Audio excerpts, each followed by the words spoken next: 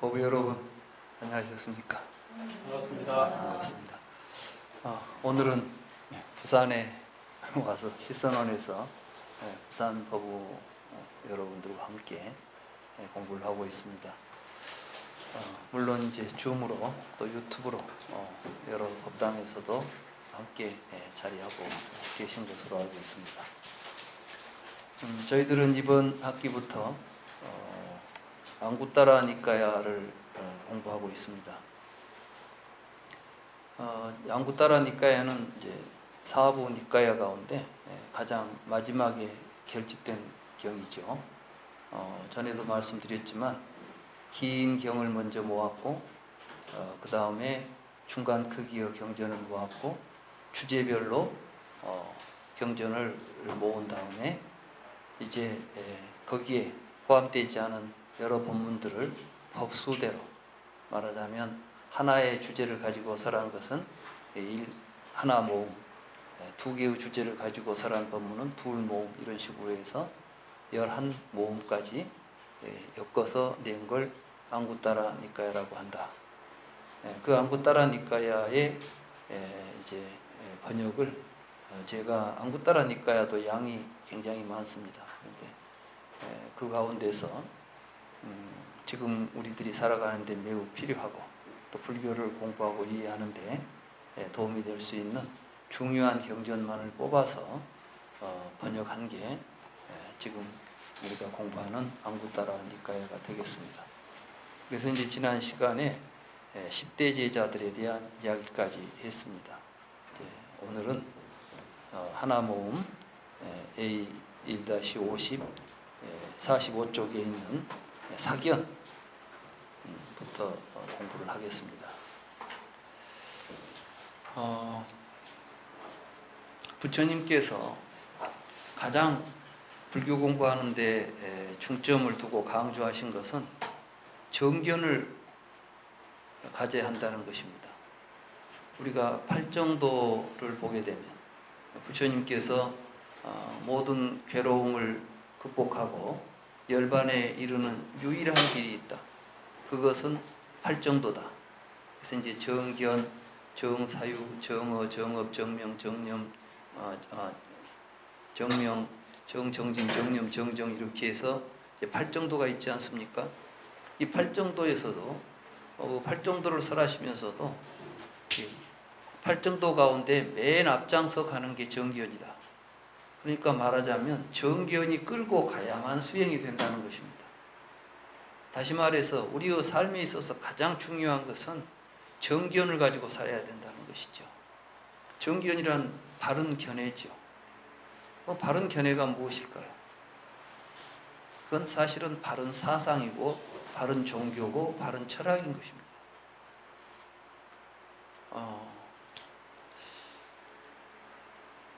우리는 자기 생각의 주인이 자기라고 생각합니다.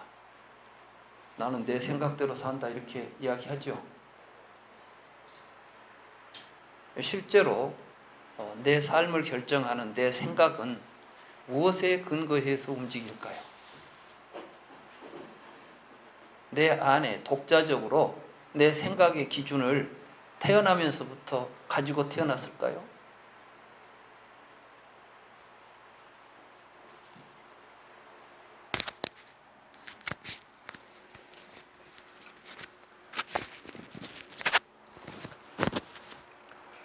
우리는 마치 내면의 소리가 안에서 저절로 나오는 것처럼 생각합니다. 불교 수행하는데도 그런 말씀 많이 하죠. 내면의 소리에 귀를 기울여라. 근데 내면에서 소리를 하는데 내면의 소리가 무엇에 근거해서 나오고 있을까요? 그것은 자기가 옳다고 생각하는 자기 견해에 근거해서 나옵니다. 이래서는 안 돼. 그 기준이 어디가 있어요? 예를 들어서 어려서부터 기독교적인 전통에서 자라가지고 오직 성경이 진리라고 믿고 있는 사람, 이건 이제 성경을 정견이라고 보는 사람이 있죠. 그 사람이 어떤 일을 봤는데 성경하고 어긋나는 행동을 봤어요. 그러면 어떤 생각이 들겠어요? 내면에서 무슨 소리가 나오겠어요? 저건 악이야. 저래서는 안 돼. 이렇게 나오겠죠. 사실은 내면의 소리가 나오는 곳이 정해져 있지 않습니다. 그렇기 때문에 우리가 바른 견해를 갖지 않으면 잘못된 짓을 하면서도 옳다고 생각하는 오류에 빠진다는 것입니다. 특히 이제 선악의 문제가 그렇습니다. 사람들은 누구나 선하고 싶겠어요? 악하고 싶겠어요? 내가 지금까지 사람을 봤는데 우리가 악당이라고 하는 사람조차도 나는 악하게 살고 싶어 이런 걸 본 적이 없어요. 넌 왜 그런 못된 짓을 했냐? 아무리 착하게 살려고 해도 안 되니까 별 수 없이 이렇게 했습니다. 이렇게 말하지 나는 본래 악행을 하기 위해서 이 일을 하고 있습니다. 이렇게 하는 사람은 없을 것입니다. 그래서 내가 어떤 사람이 나는 선악을 분명하게 하고 있고 나는 악을 없애고 선을 증장시키기 위해서 노력한다고 하는 사람을 다 선하다고 할 수는 없습니다. 왜냐하면 잘못된 생각을 옳다고 생각하고 믿는 사람에게는 사실은 그 사람이 옳다고 생각하는 일을 하면 할수록 더욱 악행이 늘어나기 때문입니다. 그래서 선악을 함부로 가르고 선을 주장하는 사람들이 위험한 것입니다. 모든 전쟁은 악을 내세워서 전쟁한 예가 없습니다. 다 자기가 옳기 때문에 전쟁한 거죠. 그런데 그 결과는 어떻습니까? 많은 사람들이 죽고 고통에 빠집니다. 그렇기 때문에 부처님께서는 정견을 가져야 된다고 말씀하셨는데 그러면 부처님께서 말씀하신 정견은 무엇일까요? 바른 견해가 정견 아닙니다. 바른 견해라는 말은 정견을 그냥 낱말 풀이해 놓은 것이지 정견은 내용이 있어야 된다는 말씀이죠. 그래서 이제 우리는 철학이라는 게 바로 진리를 찾는 것이고 진리라는 것은 바른 견해를 세우는 것입니다. 그러니까 철학적 작업이야말로 매우 중요한 것이죠. 그런데 불교는 종교니까 철학적으로 접근하면 안 된다. 이게 잘못되면 굉장한 맹신에 빠져버리죠. 그래서 어떤 독단적인 불교 해설을 한 사람이 이것이 부처님의 뜻이고 이것이 진리다. 이대로 행해야 된다. 이렇게 했을 때 우리는 맹목적으로 추종할 수밖에 없지 않겠어요? 부처님께서는 그런 걸 정견이라고 보지도 않았고 부처님 스스로도 그 바른 견해, 정견을 찾아서 6년 동안 고행을 했던 것입니다. 그리고 부처님께서 깨달은 진리는 연기법이었던 것입니다. 그럼 연기법이라는 게 무엇인가? 사실 연기법은 지금까지 인류가 생각해온 그 누구도 생각해보지 못한 새로운 사고의 전환이었어요. 그게 뭐냐 하면 우리들은 지금까지 원인과 결과를 과거와 현재라고 하는 말하자면 시간적으로 선후관계로 인과관계를 이해해 왔습니다. 그러니까 항상 원인은 앞에 있죠. 원인이 앞에 있고 결과는 뒤에 나오지 않겠어요. 근데 인과관계라는 건 굉장히 중요해요. 왜냐하면 인과관계는 아까 말한 우리들의 사유에 우리들은 이제 우리가 뭘 생각한다고 하는데 우리가 생각하는 데는 법칙이 있습니다. 우리는 제멋대로 생각하지 않아요. 누구나 다 생각할 때는 어떤 이치를 가지고 생각하는 거예요. 그러니까 이치에 맞지 않게 생각하는 것, 말하자면 논리적으로 생각하지 않은 생각은 자기가 생각해도 생각이 안 되는 거예요, 이게. 내가 생각해서 이건 옳아라고 판단이 내려질 때는 뭘 갖게 되냐면 논리적인 선후관계, 말하자면 인과관계가 성립될 때 우리는 옳다는 말을 하는 거예요. 누구 말을 들어보면 그것이 진실이든 아니든 간에 말이 되는 소리인지 안 되는 소리인지는 알죠. 쉽게 말해서 나는 어제 어디 다녀왔어 이렇게 말하면 그 사람이 그걸 안 갔다 오고도 나는 다녀왔어라고 말할 수 있죠. 근데 그것을 철학적으로는 그 사람이 안 다녀왔어도 말로는 진리예요. 나는 어제 범어사 다녀왔어. 그래, 범어사도 있고 부산 사는 사람이 어제 범어사에 다녀올 수 있는 충분한 가능성이 있죠. 이 가능성 속에서 어제 몇 시에 범어사 갔다가 몇 시간 머물다가 집에 왔다. 그 말 자체는 진실성이 있습니까? 없습니까? 이게 논리적으로는 사실이에요. 근데 그 사람이 안 갔어. 가지도 않고 갔다 왔다 했어. 그러면 그것은 그 사람은 거짓이죠. 그러나 그 말은 진실인 거예요. 그러니까 이제 우리가 언어가 갖는 진실성하고 사실성은 또 차이가 있는 거예요. 근데 우선은 뭐냐면 언어 자체가 진실성이 있어야 사실을 담아낼 수가 있어요. 무슨 이야기인지 아시겠습니까? 그래서 우리가 이제 진실이 되려면 두 가지가 맞아야 돼. 언어적으로도 진실이고 실질적으로도 사실이고. 맞죠? 응. 근데 우리가 말하는 그 언어적 진실성조차도 우리는 지금까지 그 언어적 진실성을 근거로 해서 사실은 사유도 하고 대화도 하고 생활을 하는 겁니다. 굉장히 중요한 거예요. 많은 사람들이 부처님께서 뭘 깨달았느냐 이렇게 말하면 엉뚱하게 막 천안통했다, 숙명통했다, 뭐 누진통했다 이런 신통력 깨달았다는 이야기를 합니다. 그러니까 요즘도 누가 깨달았다 그러면 그분은 뭐 전생도 볼 줄 알아? 내생을 알아? 뭐 이런 식으로 이제 기대하지 않아요. 부처님은 그런 걸 깨달으신 분이 아닙니다. 실제로 경전 속에 부처님이 초저녁에 숙명통, 중야에 천안통, 새벽녘에 누진통 했다 뭐 이런 이야기가 있죠. 그 이야기는 후대에 만들어진 이야기예요. 실제로 이제 초기 율장에 보면 부처님은 12연기를 통찰했다고 되어 있습니다. 처음 부처님이 깨달았을 때 뭘 깨달았느냐? 무명을 연해서 행이 있고 행을 연해서 식이 있고 식을 연하여 명색이 있고 생로병사가 무명에서부터 연기하고 있다. 무명이 사라지면 생로병사 사라진다. 그걸 깨달았다는 거예요. 그러면 단순하게 그 무명이 있으면 생로병사가 있다는 이야기가 여러분들이 듣기에 사실같이 들립니까? 안 들립니까?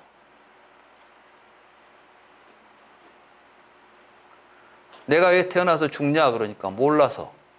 뭘 몰라서? 이 사실을 몰라서. 그러면 그 말이 돼요? 자, 오늘 내가 여러분들에게 연기를 잘 설명해 줘서 다 알았다고 합시다. 그럼 여러분들에게 이제 늙고 죽는 문제가 사라질까요? 안 될 것 같죠? 예, 그렇습니다. 안 됩니다. 안 돼요. 그러면 부처님이 거짓말한 거 아니에요. 말이 안 되는 소리 했잖아요. 안 되는 이야기를 한 거야. 사실인지 아닌지는 모르겠어. 그런데 말이 안 돼, 지금. 그러니까 못 믿겠는 거예요. 근데 왜 말이 안 되냐? 부처님은 그게 말이 되는데 말이 안 되는 걸로 우리가 생각하는 거예요. 우리가 사고가 잘못되어 있는 거예요. 정견을 못 가져서 그런 거예요. 그러니까 이 정견의 문제는 굉장히 중요한 것입니다. 그러면 먼저 이제 어떤 문제에서 출발해야 되냐면 우리가 이런 사고를 할 때 무엇에 의해서 사고를 하냐? 이런 사고를 할 때 우리는 인과율을 가지고 사고를 해요. 그러니까 원인과 결과를 따져가면서 사고를 하는 겁니다. 우리가 알고 있는 모든 지식, 우리 행동조차도 인과적인 사고를 가지고 행동해요. 농부가 봄에 씨앗을 뿌립니다. 왜 씨앗을 뿌려요?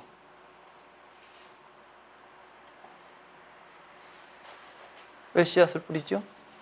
가을에 추수하려고. 근데 내가 씨앗을 뿌렸는데 가을에 수확할 게 안 나온다면 이 사람이 뿌리겠습니까? 안 뿌리겠습니까? 그 사람이 봄에 씨앗을 뿌릴 리가 없어. 그거 밥에 먹어야지 왜 아까운 곡식을 땅에다 던집니까? 근데 이 사람은 땅에다 던져놔야만 가을에 더 많은 수확을 얻을 수 있다는 사실을 알고 있어요. 그것이 인과관계예요. 말하자면 오늘 내가 씨를 뿌리면 가을에 많은 곡식이 생산될 것이라는 오늘의 행동이 뒷날에 어떤 결과를 가져온다는 사실을 알고 있습니다. 그러니까 내가 어떤 행동을 결정할 때도 우리는 인과율에 의거해서만 행동할 수밖에 없어요. 요즘 주식 투자를 한번 생각해 봅시다. 내가 여기다 주식을 투자한다 할 때 그 사람은 자기가 알고 있는 모든 지식을 동원해 가지고 내가 오늘 이 행동을 하면 다음에 어떤 결과가 나올 거라는 것을 예상하고 하지요. 물론 예상대로 안 될 수가 많습니다. 그건 자기가 지금 인과관계를 정확하게 몰랐던 거이지. 다만 행동은 반드시 나름대로의 인과율에 근거해서 하고 있다는 사실이죠. 우리가 아침에 양치질하는 것도 다 인과관계에 의해서 하는 거야. 양치질을 하면 충치가 생기지 않는다고 알고 있기 때문에 하는 거예요. 이만큼 우리가 아침에 일어나서 저녁에 잘 때까지 우리의 행동을 지배하는 것은 인과율입니다. 그런데 지금까지 그 인과율을 우리는 어떤 식으로 생각했냐면 원인이 되는 어떤 존재로부터 다음에 어떤 결과가 나온다고 생각해 왔던 거예요. 그래서 이걸 보고 이제 전문적인 말로는 선형적이다. 선형적이라는 것은 직선적이죠. 원인에서 결과, 그 결과가 다시 원인이 돼가고 다음 결과를 일으키는데 이게 뒤로 돌아가진 않아. 결과가 원인을 만들지는 못해요. 맞죠? 결과에서 원인이 나올 수는 없잖아요. 원인에서 결과만 나오지. 그게 사실은 지금까지 모든 인류는 오늘날까지도 그 인과율에 갇혀 있습니다. 그래서 우리의 생각이 전부 그 인과율에 따라서 사유하는 것입니다. 그때 우리에게 생로병사가 나타나는 거예요. 태어났으니까 태어난 놈이 늙어 죽는 과정, 이것도 시간적으로 태어났으니까 늙어 죽는 구조로 진행이 된다고 생각하는 것이죠. 근데 부다는 연기를 깨달았습니다. 연기한다는 것은 무엇이냐면 함께 나타난다는 것입니다. 이건 굉장히 중요한 사고의 전환인데 빨리어로는 빠띠자 사무빠따, 빠띠자라는 것은 서로 의존해가지고 함께 나타난다. 그래서 원인과 결과는 분리되지 않는다. 이것이 저것의 원인임과 동시에 저것은 이것의 원인이 돼서 상호 인과관계를 맺게 된다. 그래서 모든 존재는 상호적 인과관계 속에서 발생하고 있다. 지금 이제 양자역학을 하는 과학자들이 자꾸 지금까지 해석이 잘 안 됐던 이유가 있었어요. 양자역학을 하는 사람들도 그들이 사유하는 사유의 구조 속에는 이런 선형적 인과율적 사고를 가지고 생각을 하니까 양자역학의 세계에 들어가 보니까 소립자 아주 기본적인 정말 기본적인 물질의 그 초기 단계를 보니까 이것은 상호의존적이에요. 그 상호의존성을 의미하는 게 비국소성이라는 말을 합니다. 비국소성이라는 것은 시간적 차이 없이 서로 상호관계를 맺는데 동시에 관계가 일어난다는 거예요. 그러니까 이 세상의 모든 것들은 동시에 같이 발생하고 있는 거죠. 그래서 이제 굉장히 많은 지금 그 현대 과학은 이러한 그 패러다임, 말하자면 인과 패러다임, 인과를 어떤 식으로 이해해야 할 것인가에 대한 굉장히 그 많은 고민 속에서 새로운 인과 패러다임으로 이론들이 나타나기 시작했어요. 그 이론들은 불교의 연기설과 거의 동일한 구조를 갖습니다. 왜 갑자기 사견 정견 이야기 하다가 이제 여기까지 오냐 하면, 우리는 부처님께서 정견 이야기 하신 것이 바른 견해, 그래가지고 자기가 이제 바른 견해 가지고 있대요. 그냥 내 생각이 바르다고. 전부 여러분들이 내가 스스로 잘못된 생각 가지고 있다고 생각하신 분 있어요? 사람들은 그래요. 내가 잘못된 생각을 가지고 있다고 생각하면 고치려고 합니다. 여러분들이 내 생각이 잘못됐다고 생각하는데도 고집하겠어요? 아니면 고치고 싶어요? 고치고 싶어요. 근데 안 고치고 있다는 건 뭘 의미해요? 문제가 없다고 생각하는 거야. 옳다고 생각하는 거지. 부처님은 우리들이 다 옳다고 생각하는 것이 잘못된 생각이라는 사실을 깨달은 거예요. 그래서 연기가 사실은 심오한 것입니다. 그래서 이제 연기적 구조에서 보면 우리는 왜 내가 태어났다는 생각을 하게 되느냐? 나라는 존재가 그 앞에 있는 어떤 존재의 결과물이라고 생각하는 거예요, 먼저. 여러분들 태어났죠? 태어났으니까 지금 있잖아요. 태어났다는 생각하지요? 그럼 태어났다고 하는 순간 왜 태어났지? 이렇게 묻는 거예요. 안 물어보셨어요? 한 번도? 나는 왜 이 세상에 이렇게 오게 됐지? 이런 게 묻죠? 그럼 대답이 나와요. 이제 선형적으로. 태초에 하나님이 천지를 창조했고, 그때 하나님이 창조한 인간이 후손을 계속 낳아가지고 오늘에 이르러서 너도 태어난 거야. 이렇게 말하면 이해가 됩니까? 안 됩니까? 이해되죠? 그러니까 창조론을 믿는 거예요. 말이 되지 않아.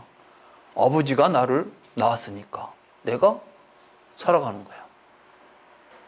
그 다음에 이제 문제가 생겨. 근데 계속 못 살잖아요. 죽잖아요. 죽으면 어디로 갈까? 그래서 내가 이제 어디서 어째서 태어나가지고 죽으면 어떻게 될까라고 하는 생각을 하게 되는 겁니다. 그 순간 나는 어떤 존재가 돼요? 태어나서 죽기까지는 고유하게 있는 내가 되는 거예요. 우리들이 말하는 이제 나, 존재 이런 것들은 전부 그 구조 속에 있는 거예요. 그러니까 그 구조 속에 있는 나는 태어나서 늙어 죽지 않을 수 없겠죠. 그걸 우리는 나라고 붙잡고 살고 있으니까 이제 이때부터 뭐가 생겨요? 괴로움이 생기는 거예요. 왜? 아무리 돈이 많고 아무리 높은 자리에 올라가도 죽는다는데 즐겁겠어요? 돈 많은 사람한테 당신은 이제 죽을 거요. 그러면 아 괜찮아. 나는 돈 많으니까. 이렇게 그 사람일수록 더욱 안 괜찮아. 차라리 가진 것이 없으면 아무것도 없는데 뭐 죽어도 나 괜찮아. 그렇지만은 가진 것이 많으면 죽기가 더 싫은 거예요. 사실은 옛날부터 안 죽으려고 발버둥 친 사람 없는 사람들이 아니에요. 진시황같이 천하를 통일한 왕이 안 죽겠다고 불사초를 찾아다녔죠. 돈 많은 사람들이 지금도 안 죽으려고 얼마나 돈을 많이 투자합니까? 그런다고 해서 안 죽습니까? 그러면 이 태어나서 죽는 나의 존재를 우리가 한번 생각해 봐야 될 거 아니에요. 과연 어떤 놈이 태어나서 죽고 있는지를 알아야 될 거 아니겠습니까? 우리는 전부 내가 태어나서 죽는다는 생각을 하면서도 태어난 놈은 누구고 죽는 놈은 누군가에 대해서 명확하게 생각해 본 적이 없어요. 생각해 보셨습니까? 그냥 태어난 놈도 나고 죽는 놈도 나예요. 나라는 단어만 같지. 나라는 단어는 알고 있는데 나라는 단어가 구체적으로 어떤 것인지에 대해서는 생각해 보려고 하지도 않고 맹목적으로 있다고 믿어버리는 거예요. 생각해 보셨습니까? 나에 대해서. 붓다는 그걸 생각한 거예요. 과연 태어나서 늙어 죽는 나가 어떤 놈인데 태어나서 늙어 죽을까를 생각해 본 거라고. 그래서 부처님은 이제 그걸 찾아보니까 그건 나라고 할 만한 것이 아니더라는 사실을 깨달은 거예요. 이게 정견이에요. 그러니까 정견을 가지면 생사가 있겠어요, 없겠어요? 그렇지. 내가 있다고 생각하니까 그놈이 태어나서 죽는다고 생각하는데, 태어나서 죽는 놈이 사실은 싫지 않은 놈이 아니라는 사실을 알게 된다면 생로병사가 있을 수가 없는 거야. 그러면 나는 누구인가? 그러면 나는 없는 것입니까? 좀 내 말하고 있잖아요. 그럼 나를 한번 봅시다. 나를 부모가 낳아줘갖고 지금 내가 이렇게 존재하고 있습니까? 우리는 전부 그 생각에 갇혀 있습니다. 나를 낳아준 부모님. 그래서 내가 늙어 죽을 때까지 부모님이 낳아준 몸을 가지고 산다고 생각해. 근데 사실은 우리는 부모님이 낳아준 몸으로 살고 있는 게 아니라 날마다 먹고 있는 음식에 의해서 지금 살고 앉아 있는 거예요. 맞죠? 우리가 지금 살고 있는 것은 오늘 모두 식사하셨죠? 숨 쉬고 계시죠? 물도 드셨죠? 그럼 현재 내가 존재한다는 것은 과거의 부모님으로부터 인과적으로 존재하는 겁니까? 물론 그것도 있어요. 이게 우리의 인연이라는 것은 시간적으로도 과거의 모든 인연도 현재에 와닿고 있지만 공간적으로 나와 함께하고 있는 모든 인연도 이게 완전 있는 거야. 그러니까 지금 내가 있는 이 자리야말로 어떤 자리냐? 과거의 무수한 억겁이 지금 이 자리에서 함께하고 있는 것이고, 온 우주의 모든 기운이 이 자리에 함께하는 자리에 내가 살고 있는 거예요. 사실입니까? 아닙니까? 그게 사실이에요. 그렇다면 이제 나에 대해서는 다시 생각해 봐야 돼. 그 내가 태어난 날이 어디고 죽은 날이 어디겠어요? 그래서 이제 이걸 우리가 제대로 잘 보게 되면 나의 한 삶 속에 온 우주의 삶이 하나로 함께 모여 있다. 그리고 이제 화엄경에서는 일중일체 다중일 그렇게 말하잖아요. 그런 말 들어보셨죠? 일미진중 함시방, 한 먼지 가운데 온 우주가 다 들어있다. 무량원급 즉 일념, 내가 지금 생각하고 있는 한 생각이 일어나는 자리에 영거부 시간이 지금 이 자리에서 함께하고 있는 것이다. 근데 우리는 도대체 이해가 안 돼. 왜 이해가 안 되냐? 우리는 이미 인과적으로 시간과 공간 속에서 서로 공간적으로 멀리 떨어져 있는 것들이 시간적으로 선후관계에 있으면서 인과관계를 형성하고 있다고 생각하고 살고 있거든. 그러니까 우리들의 인과일 속에 이미 시간과 공간은 분리되어 있어요. 그래서 그 사고를 가지고 세상을 보기 때문에 네가 있고 내가 있고 모든 것이 분리되어 있는 거예요. 과거가 있고 현재가 있고 미래가 있고. 사실은 정견이라는 말 자체에 어마어마한 뜻이 들어있는 것입니다. 사실 우리가 불교 공부하는 것은 정견을 얻기 위한 것입니다.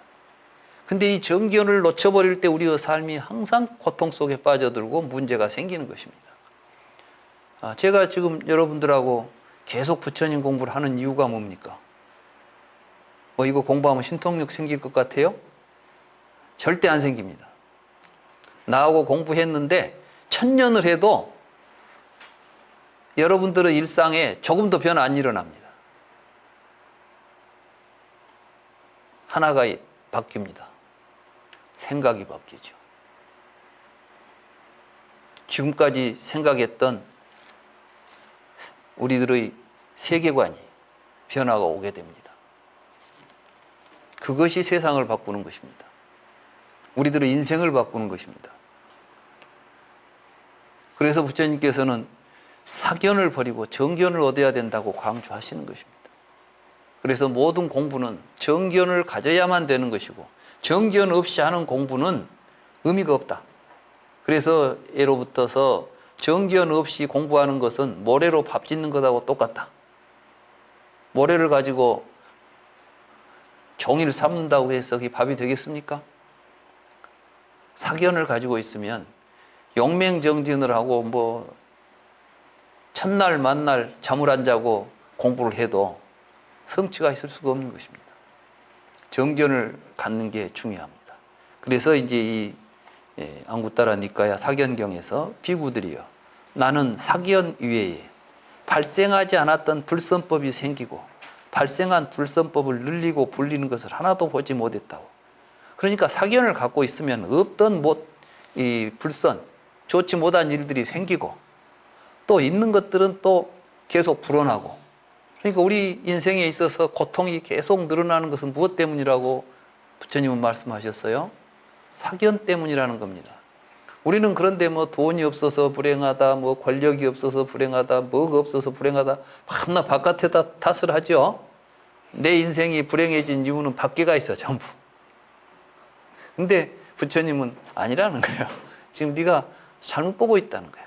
왜? 본래 우리 자신이 온 우주와 한 덩어리 돼가지고 우주의 중심에 있어요, 우리가. 부처님이 깨달은 것은 모든 존재가 우주의 중심이고 주인이라는 거예요. 근데 자꾸 밖에 있는 나와 다른 걸 분별해 놓고 다른 걸로부터 자기 만족을 구하려고 하니까 문제가 생기는 거예요. 그래서 부처님은 외부로부터 주어진 모든 걸 다 버렸지 않습니까? 우리가 찾으려고 잡으려고 하는 걸 부처님이 가지고 계신 게 하나라도 있습니까? 우리는 좋은 집안에 태어나고 싶죠? 왕족으로 태어나고 싶지 않아요. 그런데 부처님은 왕족으로 태어났잖아요. 그런데 왕족으로 태어난 그 신분을 붙잡았습니까? 버렸잖아요.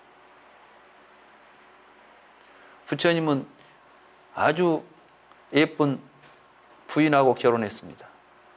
야쇼다라라고 하는 당시 최고의 미녀하고 결혼했습니다. 또 이쁜 아들도 낳았습니다. 세상에 귀할 것 없는 것, 그분은 취하지 못한 것이 없었죠. 재산이 없습니까? 명예가 없습니까? 권력이 없습니까? 없는 게 없는 사람이에요. 그런데 그 모든 것들이 하나도 실제로 자기의 삶에 의미를 주지 않는다는 사실을 깨달은 거예요. 그리고 출가했던 것입니다. 그리고 나서 깨달은 게 뭐였어요? 본래 우리는 우리 존재 자체가 누구나 다 우주의 주인이고 우주의 중심에 서 있는 존재다. 그 삶이 세상을 지배한다. 이게 업보설이에요. 그래서 부처님은 업보는 있으나 작자는 없다. 내가 지금 무슨 일을 하느냐가 나를 결정하고 세계를 결정합니다. 지금 내가 하고 있는 하나의 조그마한 행동들이 무의미하게 보일 수도 있습니다. 수많은 사람 가운데 한 사람으로 나는 살고 있는 것처럼 보이죠? 그런데 그 수많은 사람들 한 사람이 없으면 우주는 아무것도 없는 것입니다. 바로 여기에 살고 있는 한 사람 한 사람들이 우주의 중심이 되어서 살고 그것들이 모여서 우주가 움직이고 우리의 사회가 움직이고 우리의 삶이 변화되는 것입니다.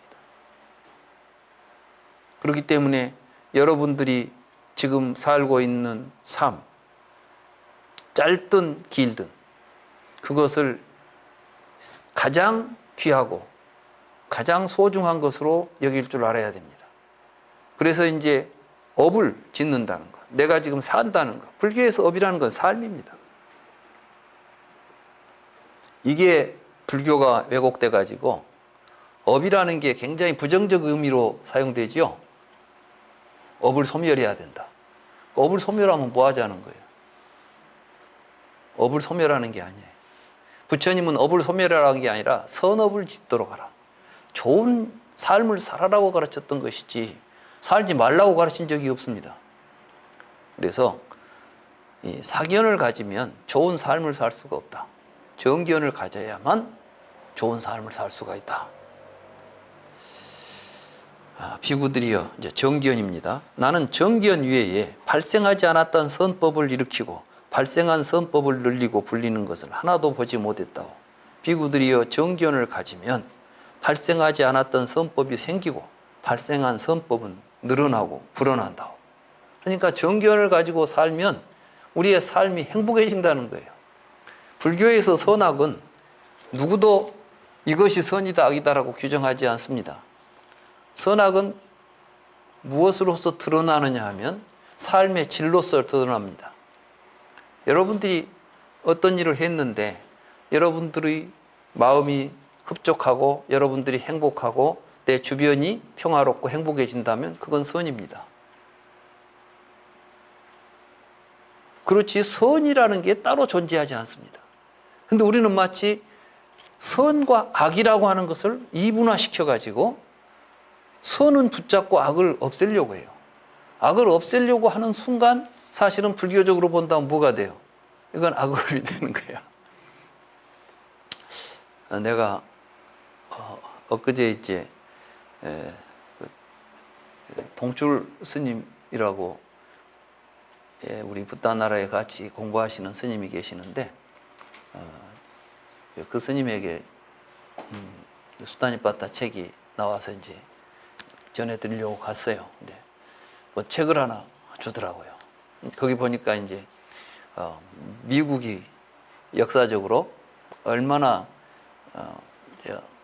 어떤 이제 일을 해왔는지에 대한 이야기를 하는데 이게 미국 사회에 굉장히 중요한 그 큰 미국 사회를 구성하고 있는 정신적 지주가 그 신교도들이잖아요.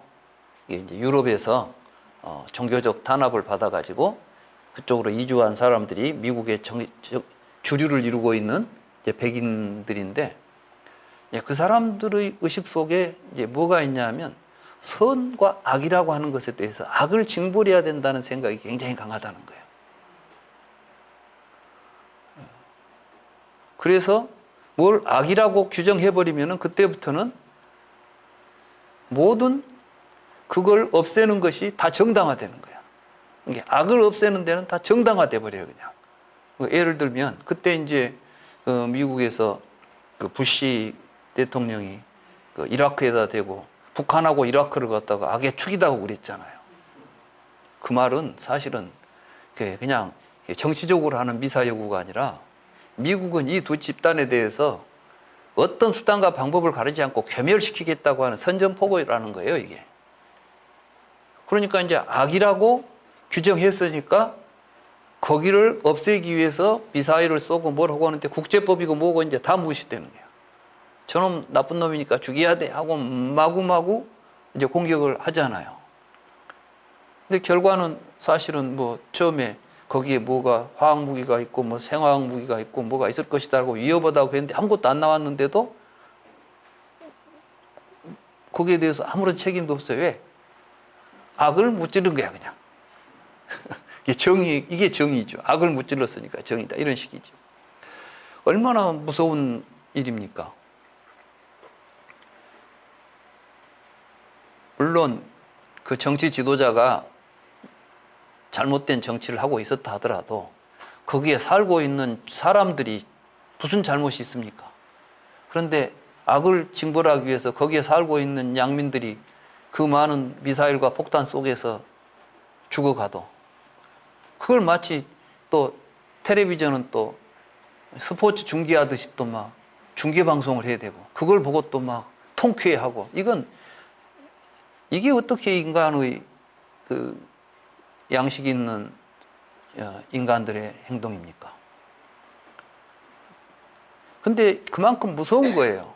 우리가 이제 정견을 잃어버리고 어떤 잘못된 생각을 가지고 선악을 만들어서 선과 악을 갈라내는 순간 그것은 어마어마한 비극으로 우리를 몰고 갈 수밖에 없는 것입니다. 중요한 것은 사람을 죽이는 것 자체가 악이라는 잘못된 일이라는 사실이에요. 생명을 해치는 것 자체가 잘못된 일이라는 사실이죠. 그래서 부처님은 뭐라고 가르쳤어요? 뭐가 선하지 않은 행동이라고 그랬어요? 계율을 봅시다. 부처님께서는 생명을 해치셔서는 안 된다. 우리 아까 붓다나라 지게바론문 있었죠? 거기에 악을 겸열하라 이런 이야기 있습니까? 악이라는 말이 안 나오죠. 여기서는 항상 살생하지 마라.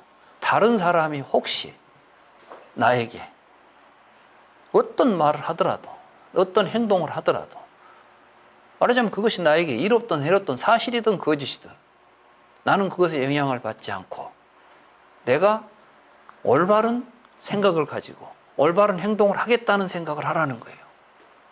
이게 얼마나 거룩한 가르침입니까?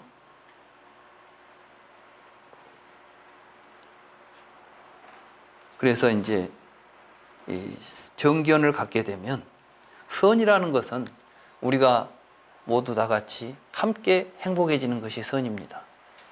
함께 불행해지는 것이 악입니다. 그래서 불교에서는 선악이 개별적으로 있지 않습니다. 예를 들면 이런 것입니다. 술 마시지 말라는 계율은 부처님께서 술을 마시는 것은 좋지 않다라고 말씀하셨죠. 그럼 왜 부처님께서 술을 마시면 안 된다고 했을까요? 부처님이 하신 말씀이니까 진리입니까? 그런 법은 없습니다. 불교에. 그러면 술을 마시면 왜 안 됩니까? 술을 마시면 판단력이 흩어진다는 거예요. 그래서 올바른 생각을 못하고 잘못된 행동을 해서 나와 남이 다 같이 불행에 빠지는 일들을 저지를 수 있다는 것입니다. 가능성이 있다는 거예요. 근데 실제로 부처님 당시에 어떤 왕비는 음주로서 기회를 삼았다고 그래. 음주로서. 말이 안 되잖아요. 부처님이 술 마시지 말라 했는데 부처님의 아주 충실한 제자가 술을 마시는 걸 기회로 삼았답니다. 그러면 왜 그랬느냐? 왕비인데 왕이 포악해가지고 누가 조금만 잘못했다면 막 다 죽이는 거야. 저 사람이 도둑질했습니다. 그 손가락 잘라버려라. 뭐 됐습니다. 갖다 죽여버려라. 그러니까 너무 이제 뭐 사람이 살다 보면은 좀 먹고 살 것이 없어서 도둑질도 하고 할 수가 있는 것인데 너무 이제 가혹한 처벌을 하니까 이 왕비가 자기 남편이 너무 악업을 많이 짓는 것을 이제 막고 다른 사람들을 살리기 위해서. 근데 이 왕이 술을 먹으면 굉장히 이제 마음이 너그러워져 가지고 왕비가 옆에서 뭔 말하면 뭐 그렇게 합시다 하고 이제 말을 잘 듣는다는 거예요. 그러니까 일부러 이제 봐가지고 그런 송사가 뭐 사건이 벌어지고 그러면은 이제 일을 벌리기 전에 술상을 가지고 가서 뭐 술이나 한잔 합시다 해가지고 같이 주거니 받거니 하다가 이제 그런 일이 벌어지고 하면은 왕비가 아이고 그 어째 배고파서 어쩔 수 없이 한 것 같은데 그냥 매나 몇 대 때려서 보내지요. 그러면 뭐 그렇게 합시다. 이렇게 해가지고 사람을 살렸다는 거야. 그러니까 술을 마셔서 사람을 살려내고 사람들이 행복하게 할 수 있다면 술을 마셔야 되겠습니까? 술을 안 마셔야 되겠습니까? 마셔야 되는 거예요. 이게 불교에서 말하는 선악이에요. 그러니까 이제 우리는 이것은 선이고 저것은 악이다라고 이렇게 이 자체는 없다는 거야. 그래서 이제 수다니빠따나 이런 데도 보면은 바라무는 또 훌륭한 현자들은 선도 악도 다 버린다 이렇게 돼 있잖아요. 이때 버린다는 것은 선한 일 하지도 않고 악한 일도 하지 않는다는 것이 아니라 사람들이 기준으로 삼아놓고 있는 선악이라고 하는 이 테두리를 벗어나서 행동한다. 이런 뜻입니다. 그래서 이제 이게 정견이에요. 그래서 정견을 우리가 갖게 되면 발생하지 않았던 선법을 일으키고 발생한 설법은 늘어난다. 이런 뜻입니다.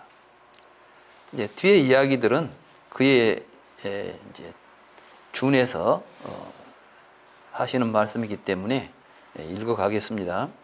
비구들이여 나는 사견 위에 발생하지 않았던 선법은 일으키고 발생한 선법은 줄이는 것을 하나도 보지 못했다오. 그러니까 아까는 이제 있었던 선법인데 이제는 없었던 선법이 일어나지 않는다는 거예요. 그러니까 이 사견을 가지고 있으면 애당초 우리가 선한 선법을 일으킬 수 있는 근거가 없다는 거예요. 그래서 사견을 가지면 발생하지 않았던 선법은 생기고 생기지 않고 발생한 선법은 줄어든다. 정견은 비구들이여 나는 정견 외에 발생하지 않았던 불선법은 일으키지 않고 발생한 불선법은 줄이는 것을 하나도 보지 못했다고. 비구들이여 정견을 가지면 발생하지 않았던 불선법은 생기지 않고 발생한 선법은 줄어든다고. 이제 이치에 맞지 않는 생각, 이치에 맞지 않는 생각은 요니소 마나시카라라는 말을 제가 번역하건데 이건 이제 한문으로 번역하면 열이작의라고 그럽니다. 열이작의. 예. 같을 여자, 이치 이자, 이렇게 만들 작자, 뜻 의자. 그러니까 우리가 어떤 생각을 할 때 이치에 맞게 어떤 생각을 일으키는 거예요. 뭐 하려고 하는 의도 같은 것도 이제 여기에 속합니다. 근데 사견을 가지면 자연스럽게 이치에 맞지 않는 생각을 일으켜가지고 행동하게 되겠죠. 내가 무슨 일을 해야 되겠다 하는데 이치에 맞지 않는 생각을 해버리는 거예요. 이게 정견과 연결되어서 열이 자기가 됩니다. 이치에 맞지 않는 생각은 무엇이냐? 정견에 어긋나는 생각입니다. 그러니까 정견을 갖지 못했을 때 우리는 어떤 생각을 일으켜서 어떻게 행동하는가? 제가 아까 우리 생각이 일어나는 자리가 있다고 그랬죠? 그 자리를 견이라고 그래요. 그러니까 견이 잘못되면 내가 아무리 잘하고 싶어도 바른 생각을 하고 살 수가 없는 것입니다. 사람들은 누구나 행복하게 살고 싶고 착하게 살고 싶고 바르게 살고 싶죠. 그런데 정견을 갖지 못해가지고는 아무리 착하게 살고 싶고 바르게 살고 싶고 행복하게 살고 싶어도 안 된다는 것. 그 이야기를 지금 하고 있는 겁니다.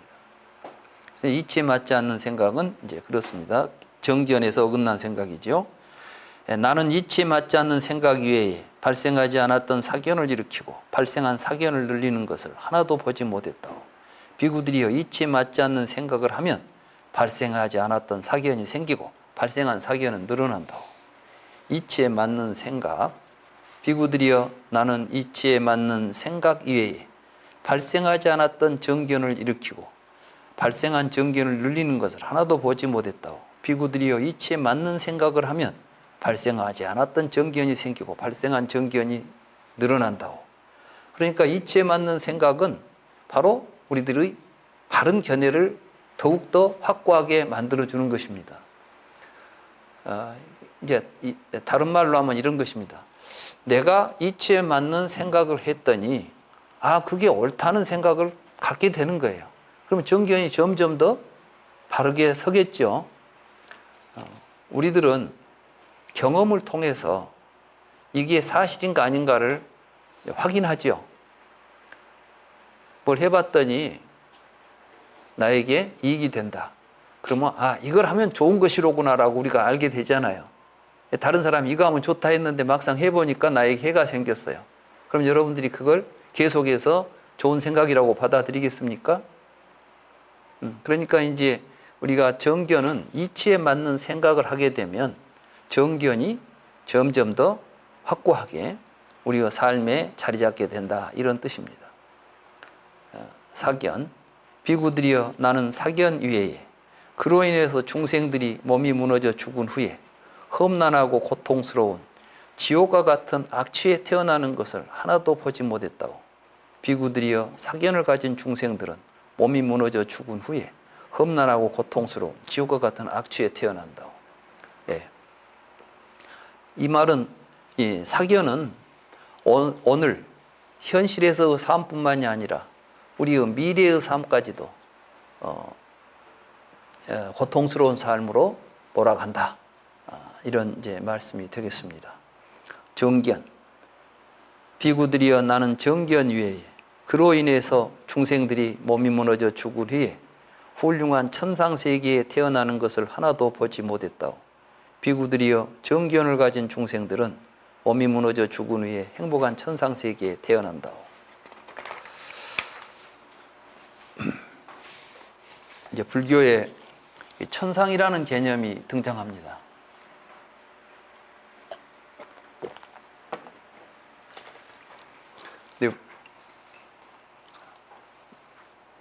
불경에서 말하는 이제 천상은 물론 이제 우리들은 지금 우리들도 그렇지만은 그 당시 이제 인도에서는 이 3계가 있다고 생각했어요. 3계가. 그래서 이제 지계, 그 다음에 공계, 천계. 그래서 위에가 천이 있고 지가 있고 공이 있어. 허공. 그러니까 벌써 천상세계라는 것은 허공 위에 있는 세계예요. 그래서 이제 그 그 당시 왜 이제 이런 이야기가 경전에 등장하냐 하면 그 당시 인도 사람들이 가지고 있었던 세계관입니다. 그 당시 이제 우파니샤드에 보면 사람이 죽으면 여기서 영혼이 허공을 타고 올라가 가지고 천계에 이르러요. 근데 거기서 이제 선업을 많이 짓고 한 사람들은 다시 내려와 가지고 비를 타고 내려와요. 비가 내려올 때 올라간 영혼이 따라서 내려온다고 생각을 했어요. 그리고 이제 초목 속에 깃들어 있다가 그 초목을 먹은 동물들의 정자가 돼가지고 다음에 태어난다고 생각합니다. 이것이 가장 소박하게 인도에서 출현했던 윤회설이에요.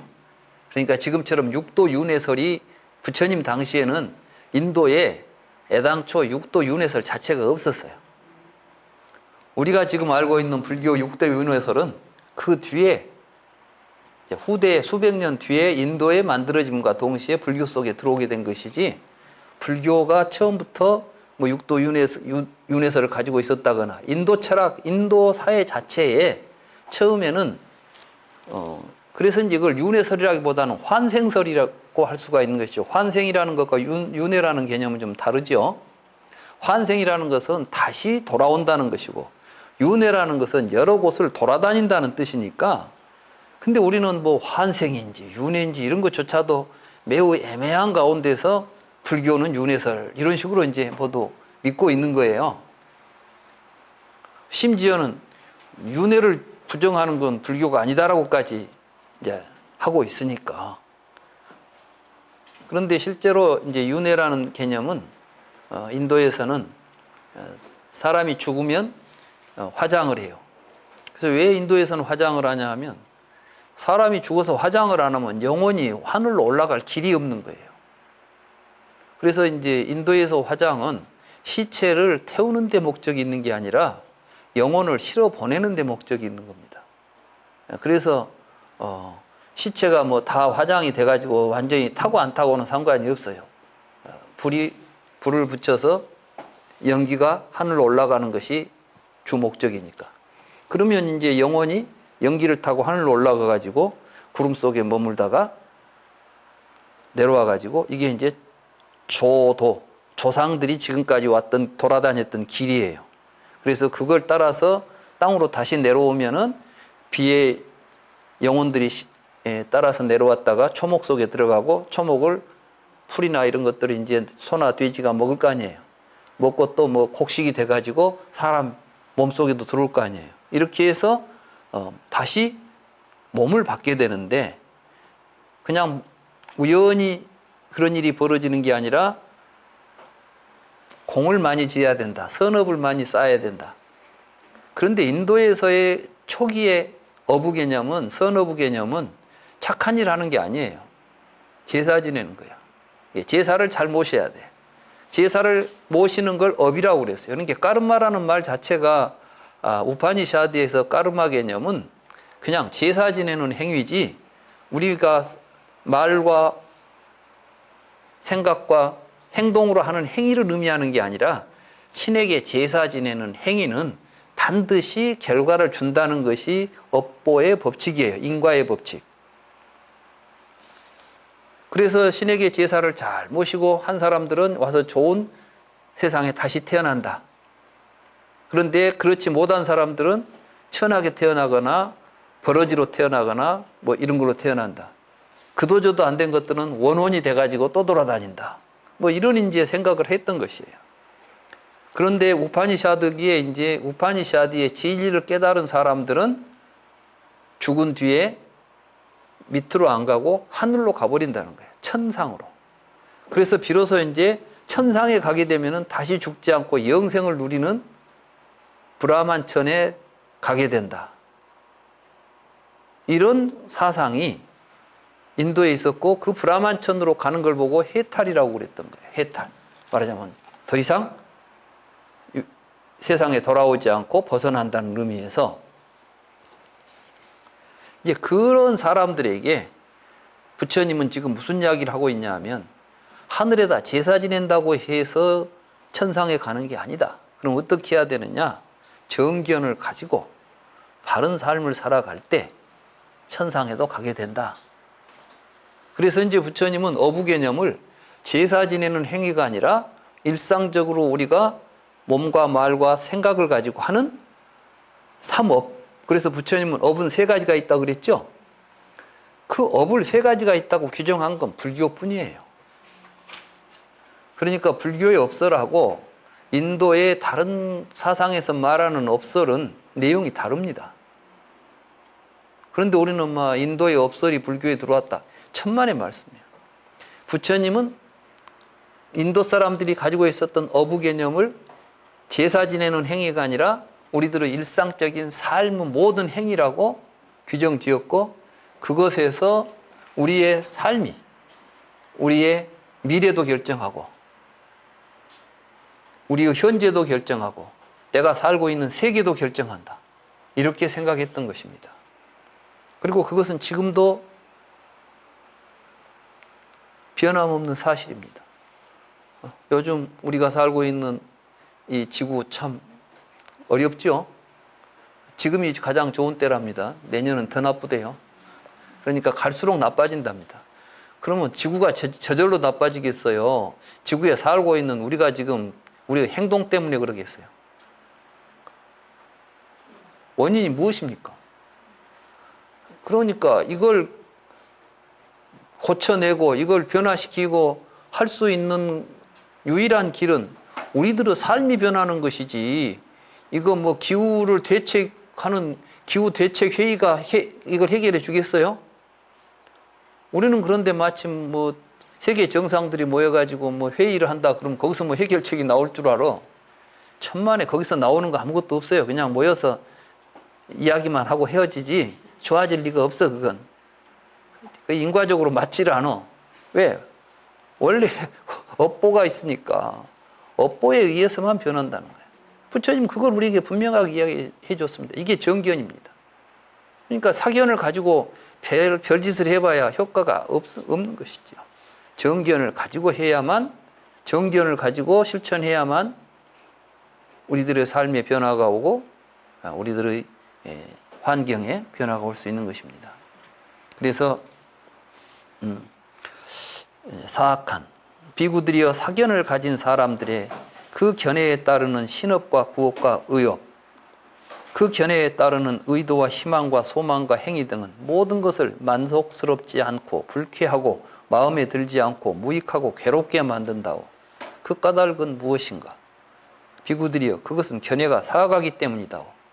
그러니까 이제 인과법칙을 지금 부처님 말씀하시는데, 사악한 생각을 가지고 있으면 곧 우리의 삶 속에 사악한 생각이 있어 가지고 그 다음에 뭘 일으키는 게 아니라 사악한 생각과 더불어서 우리의 행동이 일어날 때 이런 일이 벌어지는 거예요. 내가 한번 행동한다고 해서 사악한 생각을 가지고 있다가 행동하면 사악한 생각이 사라집니까? 아니면 계속해서 더 강화되고 유지됩니까? 그렇지. 나에게 어떠한 행위를 일으킨 원인이 결과를 낳고 없어지는 게 아니라 계속해서 함께 붙어 다닌다니까. 그러니까 인과라는 것은 내가 이것을 원인을 제공하면 이게 또 이것을 원인이 돼가지고, 그러니까 아까 사실은 그 앞에 있었던 이 이치에 맞지 않는 생각과 이치에 맞는 생각하고 정견과 사견이 있었죠. 정견이 없으니까 이치에 맞지 않는 생각을 하지만 이치에 맞지 않는 생각을 하면 사견이 더욱 늘어난다는 거예요. 그러니까 이게 상호적으로 가는 거예요. 이게 너와 나의 인과관계라는 것이 인과 이렇게 끊어져 있는 게 아니라 상호적이라는 게, 내가 행동하면 행동이 나를 만들고, 더 이제 재밌는 것은 우리의 삶 자체가 그렇습니다. 여러분들이 운동을 열심히 하면 근육이 생깁니까? 안 생깁니까? 근육이 생기면 힘이 더 세지죠. 힘이 더 세지면 더 큰 운동을 할 수 있죠. 더 큰 운동을 하면 더 힘이 세지죠. 그렇습니까? 안 그렇습니까? 이렇게 돼 있어. 그러니까 근육이 힘을 만듭니까? 아니, 운동을 만듭니까? 운동이 근육을 만듭니까? 서로 만들어. 운동은 근육을 만들고 근육은 운동을 만들고. 무슨 이야기인지 알겠죠? 이렇게 해서 인과라는 거예요. 서로 같이 작동하고 있는 거야. 그러니까 아버지가 아들을 낳은 적이 없어요. 지금까지. 아들이 나오니까 아버지가 됐지. 맞죠? 근데 우리는 마치 아버지가 아들을 낳았다고 생각해. 근데 아버지가 있으니까 아들이 있고 아들이 있으니까 아버지가 있는 거예요. 그러니까 이제부터는 부자관계를 유교적으로 생각하면 문제가 많이 발생해요. 요즘 제가 이제 그걸 많이 느끼는데 유교적으로 생각하면 부모님이 날 낳았으니까 나는 그냥 부모님을 위해서 내 목숨을 바쳐도 괜찮은 거야 그냥. 그러니까 우리는 완전히 부모에게 종속돼야 돼. 그게 이제 유교에서 말하는 소위 효개념 아니에요. 그러니까 막 부모를 위해서는 자식을 죽여도 괜찮아. 그런 거 효행이라고 막 칭찬하잖아. 전에 보니까 뭐 오륜 행실도 거기 보면 부모님이 고기를 먹고 싶어 하니까 자기 자식을 솥에다 삶았는데 보니까 삼삼이더래. 이게 뭔가 이제 미화는 되지요. 설마 사람을 잡아먹으면 되겠냐는 생각까지는 안 가지만 정성을 그렇게 들여야 된다는 건데, 근데 생각 자체가 너무 잔인한 거야. 자식을 죽여서 부모 입맛 맞추려고 자식을 죽여서 자식 살을 주겠다는 생각 자체가 말이 안 되는 짓인데 훌륭하다는 생각을 우리가 하게 된다는 거예요. 사견을 가지니까. 근데 부모와 자식이, 내가 자식을 만든 게 아니라 자식 때문에 내가 부모가 됐다고 생각해 본다면 그 관계는 평등한 관계가 되겠습니까? 차별된 관계가 되겠습니까? 그래서 자식을 생각하는 부모의 마음이나 부모가 자식을 생각하는 마음이 다 같이 평등한 가운데 이루어져야 된다. 그게 이제 부처님의 연기법은 평등법입니다. 그래서 제가 부처님의 가르침을 평등한 가르침이라고 이야기했죠. 우리 붓다나라 3기 할 때 저는 평등한 가르침에 귀의합니다 이렇게 말했잖아요. 그렇습니다. 그래서 우리가 가정에서도 부부관계도 그렇고 자녀와 관계도 그렇고 항상 평등한 관계에서, 또 그렇기 때문에 평등한 입장에서 저 사람의 권리, 저 사람의 이익, 저 사람의 생각을 우리가 나의 생각과 동일하게 평가해 줘야 된다는 거예요. 그렇게 되면 뭐가 오느냐? 평화가 온다는 겁니다. 저는 이 세상의 평화의 원리는 평등한 관계에 있다고 봅니다. 이 평등한 관계가 깨지면 불편해. 제가 경험할 때 그렇더라고. 어디 가서 뭘 주는데 작아도 똑같이 나눠 먹으면 마음이 편해요. 근데 아무리 많이 줘도 나는 조금 덜 주고 다른 사람은 또 많이 주면 내 마음이 불편해. 내 마음이 편안한 것은 내가 받는 물질의 양에 있는 게 아니라 우리가 함께 나누는 불평등에 있는 거예요. 맞죠? 그래, 콩 한 쪽도 나눠 먹으면 재밌어. 근데 황금도 누구는 3개 갖고 왔는데 나는 하나밖에 못 갖고 오면 집에 와서 불편해. 지금 우리가 갖고 있는 많은 지금 50년대, 60년대, 70년대에 비한다면 지금 우리는 어마어마한 부를 누리고 있죠. 내가 돌아다녀 보니까 세계에서 우리나라 같이 잘 산 나라가 별로 없는 것이 거의 하나도 없는 것 같아. 얼마 전에 일본 갔다 왔는데 일본도 보니까 우리보다 더 풍요로운 것 같지도 않아요. 그런데 지금 여기에 살고 있는 우리들이 너그럽고 풍요롭냐? 그렇지 않아요. 왜? 불평등하기 때문에 그렇습니다. 그래서 사실은 평등하다는 것은 굉장히, 이 평등한 것은 어디서 나오느냐 하면 불교의 평등 원리는 연기법에서 나옵니다. 서로 같이 의존하고 있고 서로 함께 하고 있기 때문에 동등한 권리와 가치를 가지고 서로 존경하고 사랑해야 된다. 그래서 그게 이제 동체자비라는 말로 나오는 것이죠.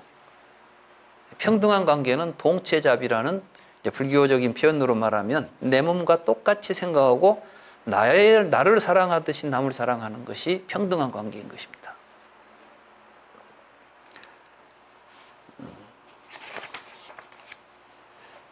그래서 이제 사견을 가진 사람들의 그 견해에 따르는 신구의 삼업, 우리는 이제 몸으로 행동하고 입으로 말하고 생각으로 어떤 의도를 갖는데, 그 견해에 따르는 의도와 희망과 소망과 행위 등은 사견에 의해서 일어난 모든 우리들의 행동은 만족스럽지 못하고 불쾌하고 괴롭다는 것입니다. 그래서 이제 비유하면 님바 종자나 꽃사닦기 종자나 띠따까 라뿌 종자가 젖은 땅에 떨어지면 종자가 사아가기 때문에 땅의 맛을 취하고 물의 맛을 취하여 모든 것을 쓰고 맵고 맛없게 만들어버린 것 같다오. 그러니까 종자가 잘못되어 있으면 결국 결과도 좋지 않다. 쉽게 말하면 이제 그런 말이 있죠. 독사가 물을 마시면 독이 되고 소가 물을 마시면 우유가 된다고 그러지 않습니까? 사견을 가지고 우리가 아무리 노력을 하고 무엇을 해도 좋은 결과가 나오지 않는다는 것이죠. 정견을 가져야 된다. 그래서 우리 불교는 앞으로 이제 정견 운동을 해야 되는 거예요. 정견 운동. 근데 자꾸 뭔 밑도 끝도 없이 깨닫자고만 하니까 뭘 깨닫자는 거인지도 없어. 우리가 깨닫자고 하는 것은 뭘 깨달아야 되냐 하면 내가 지금까지 선형적 인과율을 가지고 살아왔구나.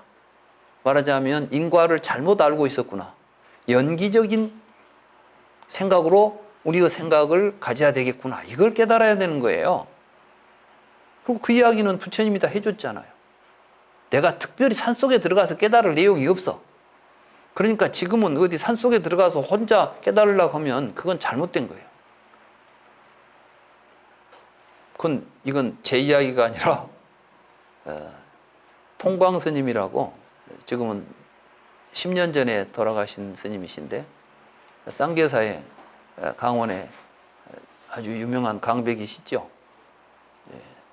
이분이 이제 그 통도사 학인들에게 철이면 제가 이제 전남대 있을 때 쌍계사는 가까워요. 그 밑으로 지리산 섬진강 따라서 좀 내려오면 되니까 자주 저를 불러다가 학인들한테 강의를 해달라고 자꾸 이제 그분도 제 강의를 들어보고는 이거 이제 불교 공부하는 그 삼위 스님들 강원에 있는 스님들한테 내 강의가 중요하겠구나 해가지고 또 주변에 뭐 사람들 모아가지고도 또 나를 불러서 해서 철철이 가해간 그 스님이 불러서 가서 했어요. 근데 그 스님이 이제 하루는 식사하고 내과에 앉아 있는데 나보고 요새 중들은 왜 그렇게 지가 깨달으려고 한가 모르겠어. 그래요. 그래서 무슨 말씀입니까?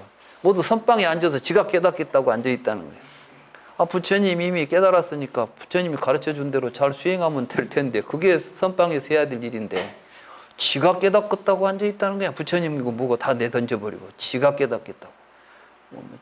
지교를 만들려고 그러나? 이렇게 웃으면서 말씀을 하시더라고요. 그렇다고 해서 그분이 모르시는 분이 아니에요. 그분은 그 선어록에 대해서 가장 해박한 지식을 가지고 한문도 아주 실력이 높아서 제가 지금까지 본 그 번역 중에 한문 번역 중에 이분 번역을 따라갈 만한 번역을 내가 본 적이 없어요. 그만큼 번역도 잘하고 실력도 높으신 분인데 그분도 결국은 뭘 느꼈냐 하면 부처님의 깨달음을 우리가 내가 다시 깨달으려고 할 것 없이 부처님의 깨달음을 받아들이고 그걸 몸으로 체득해서 세상에 펴는 게 부처님의 제자들이고 수행자들이지 깨달아서 지가 부처 된다고 하는 것 자체가 너무나 가당치도 않다. 그리고 사실 깨달아서 부처 된다는 생각은 중국에 와서 시작된 이야기예요. 그 전에는 깨달아서 부처 된다는 이야기를 한 적이 없어. 대승불교도. 전부 부처는 언제 되느냐. 무수억겁이 지난 뒤에 되는 거야. 이 세상에는 이미 서가모니 부처님이 와 계셔. 현급의 서가모니 부처님의 정법은 아직도 머물고 있으니까 여기서 내가 부처 될 생각은 애당초 할 필요도 없는 거고 할 수도 없는 것이에요. 그런데 갑자기 중국이 오면 그것도 이제 언제쯤 이런 생각이 되냐 하면 바로 이제 송나라 때쯤 되면 당나라 때는 워낙 세계 각국에 여러 문화가 들어와서 당나라 문화는 굉장히 그 중국의 보수적인 문화가 아니라 굉장히 개방적인 문화였어요. 기독교도 들어와 있다고, 이슬람교도 들어오고, 다 회해교라는 이름으로 다 들어와 있고 다 있었던 거예요. 그러니까 그 중에서 이제 불교가 가장 큰 세력을 가지고, 외부로부터 들어온 종교 가운데 가장 큰 세력을 가지고 기존에 있는 중국 사상까지도 눌러버린 거예요, 기세로. 그래서 이제 송나라 때쯤 되면 이제 민족주의가 나와요. 우리 것이 좋은 것인데 외래 것보다 우리 것이 더 좋다는 생각을 하고 싶은 거야. 그래서 유학에서는 이제 주의 같은 사람들이 나와가지고 신유학이라고 그래서 성리학이라는 이름으로 본래 유교의 공자님, 맹자님 말씀에 있지도 않은 이론들을 갖다가 이제 만들어가지고 불교 이론을 갖다가 유교 쪽으로 이제 끌어들여서 유교 이론을 만들어낸 게 성리학이에요. 그런가 동시에 불교 자체 내에서도 이제 선종을 기반으로 해서 이제는 조사가, 말하자면 이제 부처님의 시대는 갔고 조사의 시대가 왔다는 생각으로 조사선 또는 화두를 드는 간화선 이런 것들이 이제 등장하면서 새로운 조류가 형성됩니다. 그러면서 견성, 성불을 하자 이런 이야기를 하는 거예요. 그러니까 성불이라는 수행해서 내가 수행해가지고 부처된다는 이야기는 사실은 이제 중국에서 만들어진 이야기지, 물론 성불도를 향해 가야 된다는 보살도 사상은 인도에서 나옵니다만은 그걸 갖다가 단박에 성불해버린다 막 이런 이야기들은 중국에서 만들어진 이야기고, 그런 그 중국의 시대적인 중화 민족, 중국 사람들의 어떤 그 민족주의적인 생각이 진하게 배어 있는 이러한 왜곡된 불교를 지금 현재 한국 불교는 이게 최상승이다, 최고다 하고 하면서 이제 부처님 말씀이 뭐인지도 귀담아 듣지도 않아요. 부처님 말씀이 뭐 되는지도 관심도 없어. 오직 화두만 깨치면 된다고 화두만 붙잡고 앉아있는, 이게 오늘 우리 현실이 되어 있지 않습니까? 저는 이제 불교가 변화해야 된다고 생각합니다. 그리고 우리 한국 불교는 중국 불교 아류가 되어서는 안 되고, 이 시대에 우리 한국 불교가 제대로 부처님의 뜻을 파악하고 실천해가지고 세계적인 불교로 나아가는 그 가장 중요한 역할을 우리 한국인이 할 수 있다고 저는 봅니다. 그거 할 수 있다는 근거가 뭐냐? 드디어 우리가 한글로, 우리가 현대어로 누구나 다 볼 수 있는 불경을 만들었다는 것입니다. 이제 드디어 불경이 세상에 나왔습니다. 이건 제가 볼 때, 제가 말하기는 좀 그렇지만은, 이건 정말 우리 불교사에 있어서 가장 중요한 하나의 사건이라고 저는 보고 있습니다.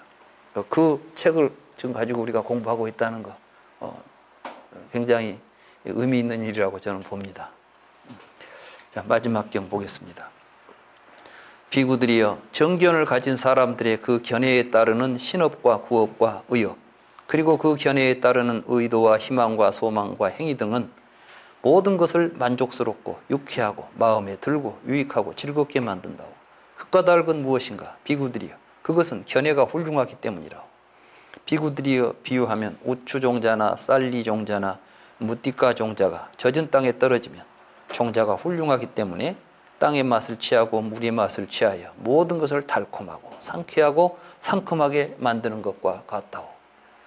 그렇습니다. 우리의 삶이 이렇게 달콤하고 상쾌하고 상큼하게 되려면 정견을 가져야 됩니다. 저는 지금까지 니까야 번역을 해서 여러분들하고 공부한 내용은 결국은 바른 견해를 가지고 우리의 삶에서 작용하는 인과에 대해서 올바로 보자는 것입니다. 부처님께서 깨달은 그 12연기법은 사실은 우리들의 마음을 보고 있는 것입니다. 그러니까 분명히 우리의 마음의 상태죠. 우리의 마음이 정견을 잃어버린 상태에 있으면 우리는 끊임없이 생로병사의 고통 속에서 헤매게 된다. 그러나 바른 견해를 가지고 정견을 가지고 이 모든 것이 연기하고 있다는 사실을 올바로 깨닫고 나라고 할 만한 것이 없다. 저는 이제 이 말을 나 아닌 것이 없다라는 말로 다시 번역합니다. 나라고 할 만한 것이 없으면 나 아닌 것도 없잖아요. 이걸 나라고 붙잡아 놓으니까 나 아닌 것이 있지.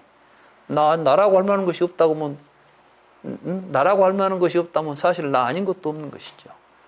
이런 생각을 가지고 살아갈 때 우리들은 서로 개인적으로는 자유롭고 우리들의 관계는 평등하고 그 사회는 평화롭게 될 것이다.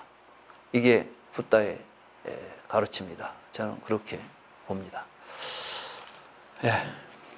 이 시간 공부는 여기까지 하고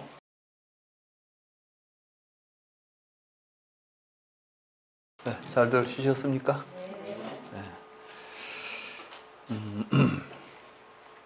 앙구따라 니까야는 이제 아까도 말씀드렸듯이 어떤 그 경 자체가 체계를 가지고 있지는 않습니다. 그러니까 이미 체계화된 경들은 앞에 있는 디가니까야나 마지마니까야나 쌍위따니까야에서 이제 잘 정리가 됐는데 여러 가지 이제 좀 그런 체계성 속에서 좀 떨어져 가지고 뭐랄까 어떤 그 교리 체계 속에는 없지만 우리들이 불교를 수행하고 또 불교를 믿고 살아가는데 중요한 법문들을 모아놓은 것 같습니다. 그래서 이제 그 가운데 앞에 우리는 이제 그 하나모 경을 살펴보았고 이번 시간에는 이제 둘모 주제를 둘로 하는 것입니다. 둘모음에도 경들이 꽤 많이 들어 있습니다만은 보니까 본래 이제 여기에는 283개의 경이 둘모음에 들어 있습니다. 근데 그 주제들이 별로 그렇게 딱 우리들에게 뭐 중요하다기보다는 너무 이제 상식적인 이야기들이 많고 그래서 여기에 이제 제가 5개만 선정을 했어요. 많은 경들이 이제 빠졌죠. 직접 앙구따라 니까야 전체를 보실 기회가 있으면 뭐 보시면 되겠습니다만은 거기에 보게 되면 굉장히 그 좀 어수선하고 정리되어 있지 않은 내용들이기 때문에 그 중요 뭐 그렇게 또 다른 데서 언급된 이야기들이 있다거나 반복되는 것들이 많고 그래서 그걸 쭉 추리다 보니까 둘 모음에서는 5개의 경이면 충분하겠다. 그래서 이제 그 경을 뽑았습니다. 먼저 죄에 대한 이야기입니다. 이 죄라는 개념은 우리가 어떤 행동을 했을 때, 그 악행을 했을 때, 그 악행으로 비롯되는 결과를 죄라고 우리가 부르는 것이죠. 그러니까 죄를 짓는다.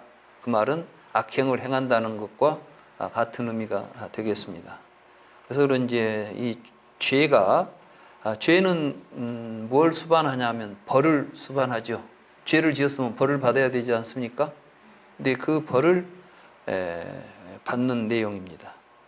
세종께서 사와띠에 제따나 아나타 빈디카 사원에 머무실 때 비구들에게 말씀하셨습니다. 비구들이여 2가지 죄가 있다오. 그 둘은 어떤 것인가? 현세에서 벌을 받는 죄와 미래세에서 벌을 받는 죄라오. 비구들이여 현세에서 벌을 받는 죄는 어떤 것인가? 비구들이여 어떤 사람이 왕들이 죄를 지은 도적을 잡아다가 갖가지 형벌을 가하는 것을 본다오. 그는 이러한 악행으로 인해서 왕들이 죄를 지은 도적을 잡아다가 갖가지 형벌을 가하고 채찍으로 때리고 칼로 머리를 자르는구나. 만약 내가 이런 악행을 저지르면 왕들이 나를 잡아다가 갖가지 형벌을 가하고 채찍으로 때리고 칼로 머리를 자를 것이다 라고 생각한다오. 그는 현세에서 벌을 받는 죄가 두려워서 다른 사람의 재물을 약탈하지 않는다오. 비구들이여 이것을 현세에서 벌을 받는 죄라고 한다오.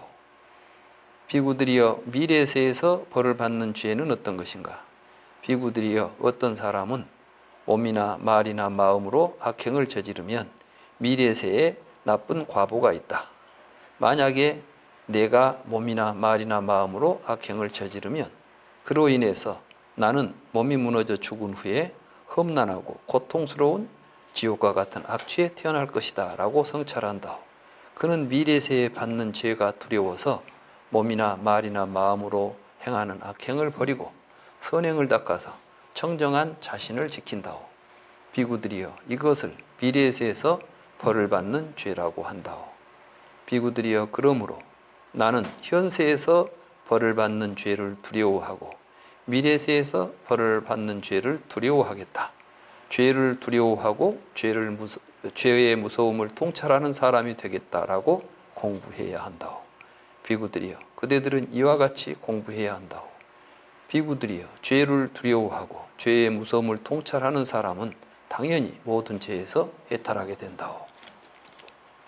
이 경의 이제 그 주제는 우리는 항상 이 죄가 우리에게 현세에서든 내세에서든 괴로움을 가져다주는 그 무서운 벌이 있다는 것을 알고 죄 짓는 것을 두려워해야 된다는 것입니다.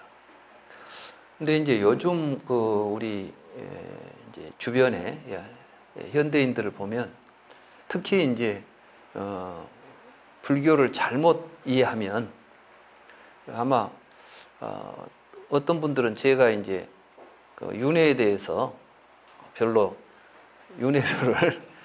윤회설을 어떤 사실이다, 진실이다라고 이제 생각하는 그런 것들은 좀 경계하지 않습니까? 너무 이제 윤회에 얽매이게 되면 제가 이제 우려하는 것은 윤회설이 잘못하면 이게 이런 의미에서는 말하자면 내가 악행을 저지르면 다음 생에 좋지 못한 벌을 받게 된다. 험악한 벌을 받게 되니까 그걸 두려워하고 악행으로부터 멀어지도록 하는 데는 굉장히 중요한 의미가 있는데 그 두려움을 악용해가지고 요즘 이제 보면 그러니까 죄를 모셔야 된다, 업장을 소멸해야 된다. 이래가지고 이제 무당들이 이제 끼어드는 거예요, 이 안에. 대부분 보니까 이 절에 오는 사람들이 무서워서 오는데 무당들이 이제 겁주니까 오는 사람들이 많더라고. 어떤 사람들은 시체말로 무당들이 포교를 제일 잘한대요. 왜냐하면 우리 같은 사람들이 아무리 뭘 해도 절에 잘 안 간대. 근데 무당이 삼재가 끼었다 또는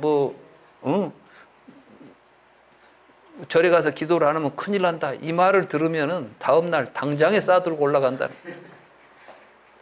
사람은 참 두려움이 많습니다.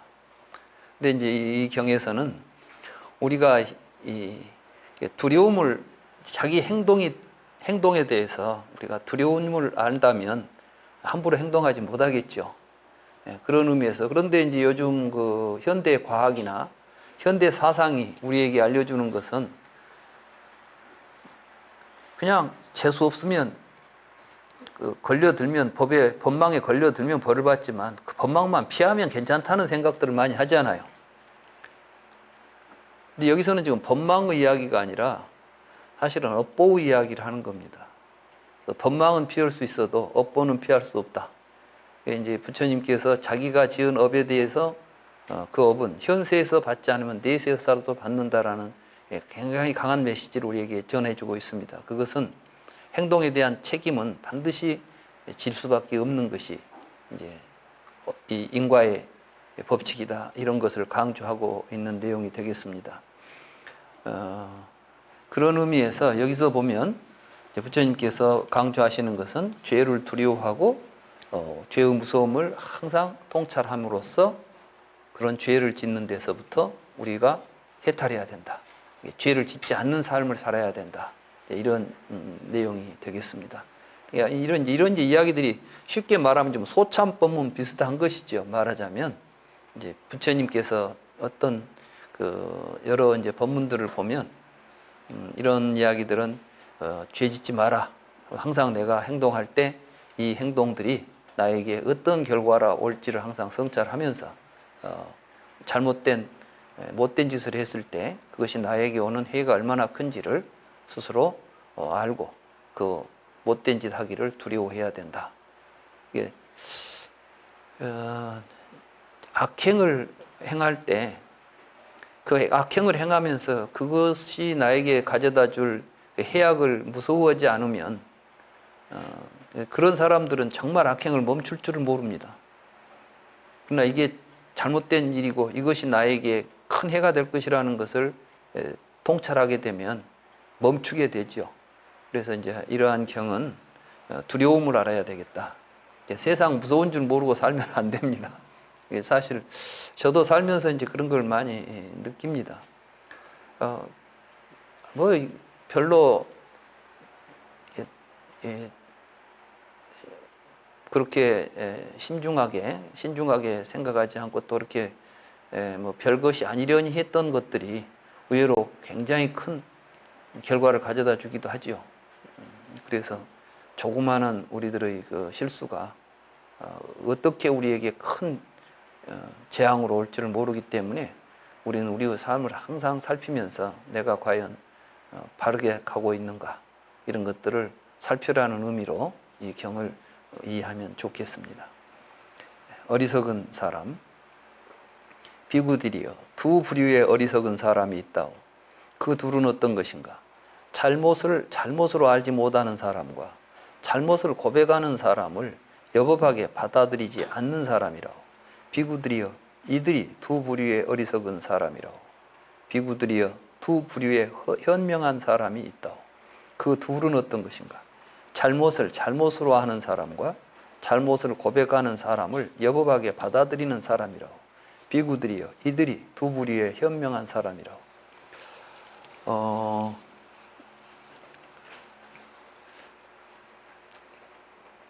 나는 이 경을 이제 또 뽑은 게 굉장히 이게 중요하다는 생각을 했어요. 우리 삶에서.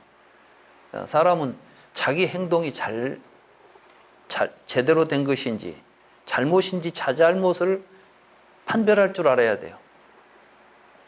사람들은 자기 행동에 대해서 의외로 보면 그런 게 많죠. 우리들 보면 남의 잘못은 잘 보이는데 자기 잘못은 잘못으로 자각이 안 되는 거예요. 그게 참 어리석은 거죠. 그래서 이제 수타니빠따나 담마바다에 보니까 이런 이야기가 있어요. 나무 잘못은 보지 말고, 나무 허물은 보지 말고, 나무 행실은 보지 말고, 자기를 보라는 거예요. 우리 이제 불교를 공부하는 사람들은 남이 뭐 다른 걸 가지고 볼 게 아니라 내가 지금 하고 있는 행동이 정당한가. 우리는 그 부처님께서 이제 사념처 수행을 하라 했지 않습니까? 마침 우리는 사념처 수행이라는 것은 해탈을 위한 어떤 뭐 굉장한 뭐 지구한 그 수행법인 것 같이 아시는데 사실은 그게 이제 내 몸과 내 느낌과 내 생각을 보는 거 아니겠습니까? 그건 뭘 의미하냐 하면은 항상 자기를 보고 있는 거예요. 그래서 내가 지금 내 몸으로 하고 있는 내 행동이 과연 올바른 행동인가 잘못된 행동인가 이렇게 지켜보는 거죠. 그래서 이제 이 행동들이 결국은 뭐하고 연결되냐면 지게하고 연결이 되는 겁니다. 그래서 내가 이 행동들을 판별할 때 내가 지금 제대로 하고 있는가를 판별할 때 부처님은 그 기준으로 우리에게 보여준 게 뭐겠어요? 살생하지 마라. 뭐 이렇게 이제 우리에게 기회라는 이름으로 나온 거 있지 않습니까? 이런 것들은 바로 잘못을 이게 잘못인지 자잘못을 알아차리도록 해주는 가르침인 것입니다. 그런데 그걸 알지 못하는 사람, 그 다음에 이제 그런 사람은 그러니까 자기 잘못을 고쳐갈 수가 없죠. 그 다음에 이제 불교에서는 발로 하면 사라진다 이런 말이 있어요. 발로라는 것은 내놓으면 사라진다는 거예요. 그러니까 내가 잘못을 저질렀을 때 감추면 자라난다. 그러니까 이렇게 내 잘못을 내가 안 보이고 남에게 들키지 않으려고 자꾸 감추고 있으면 사실은 그게 더 커지고 그걸 드러내버리면 사라지게 돼 있습니다.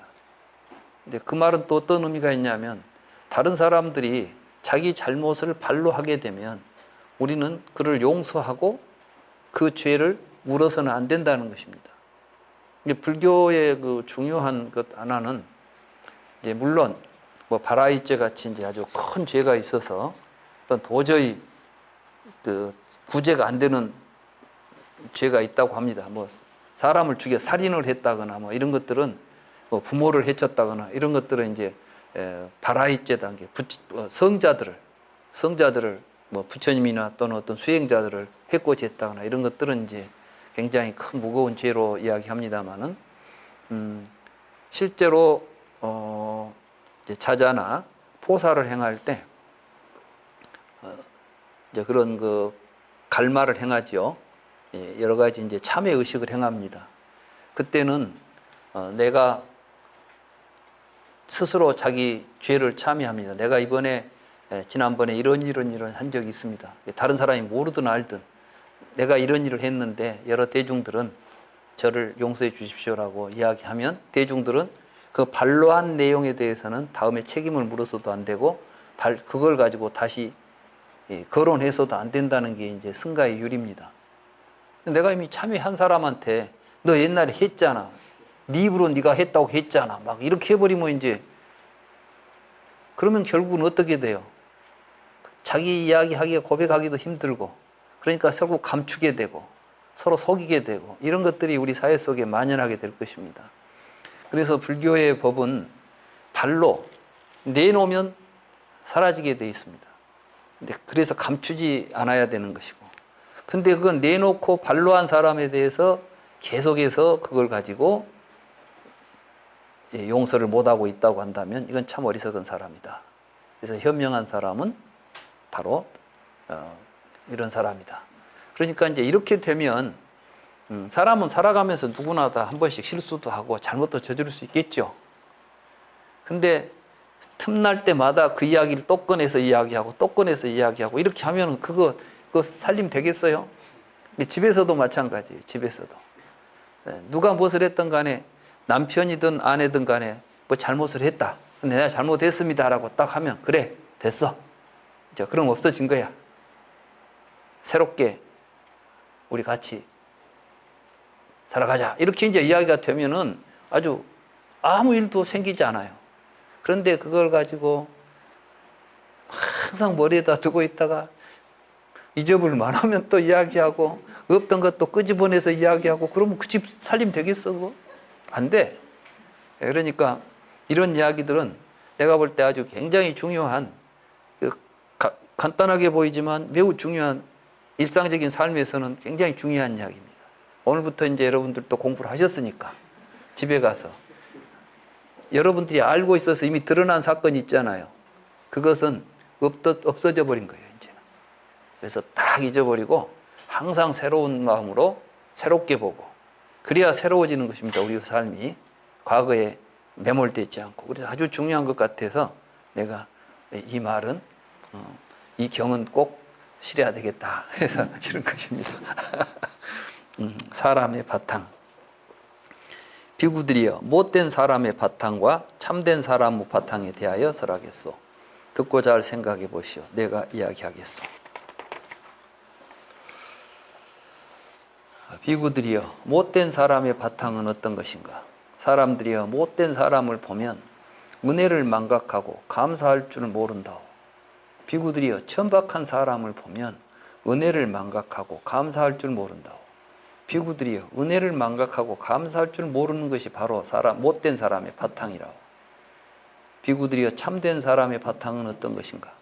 비구들이여 참된 사람을 보면 은혜를 알고 감사할 줄 안다오.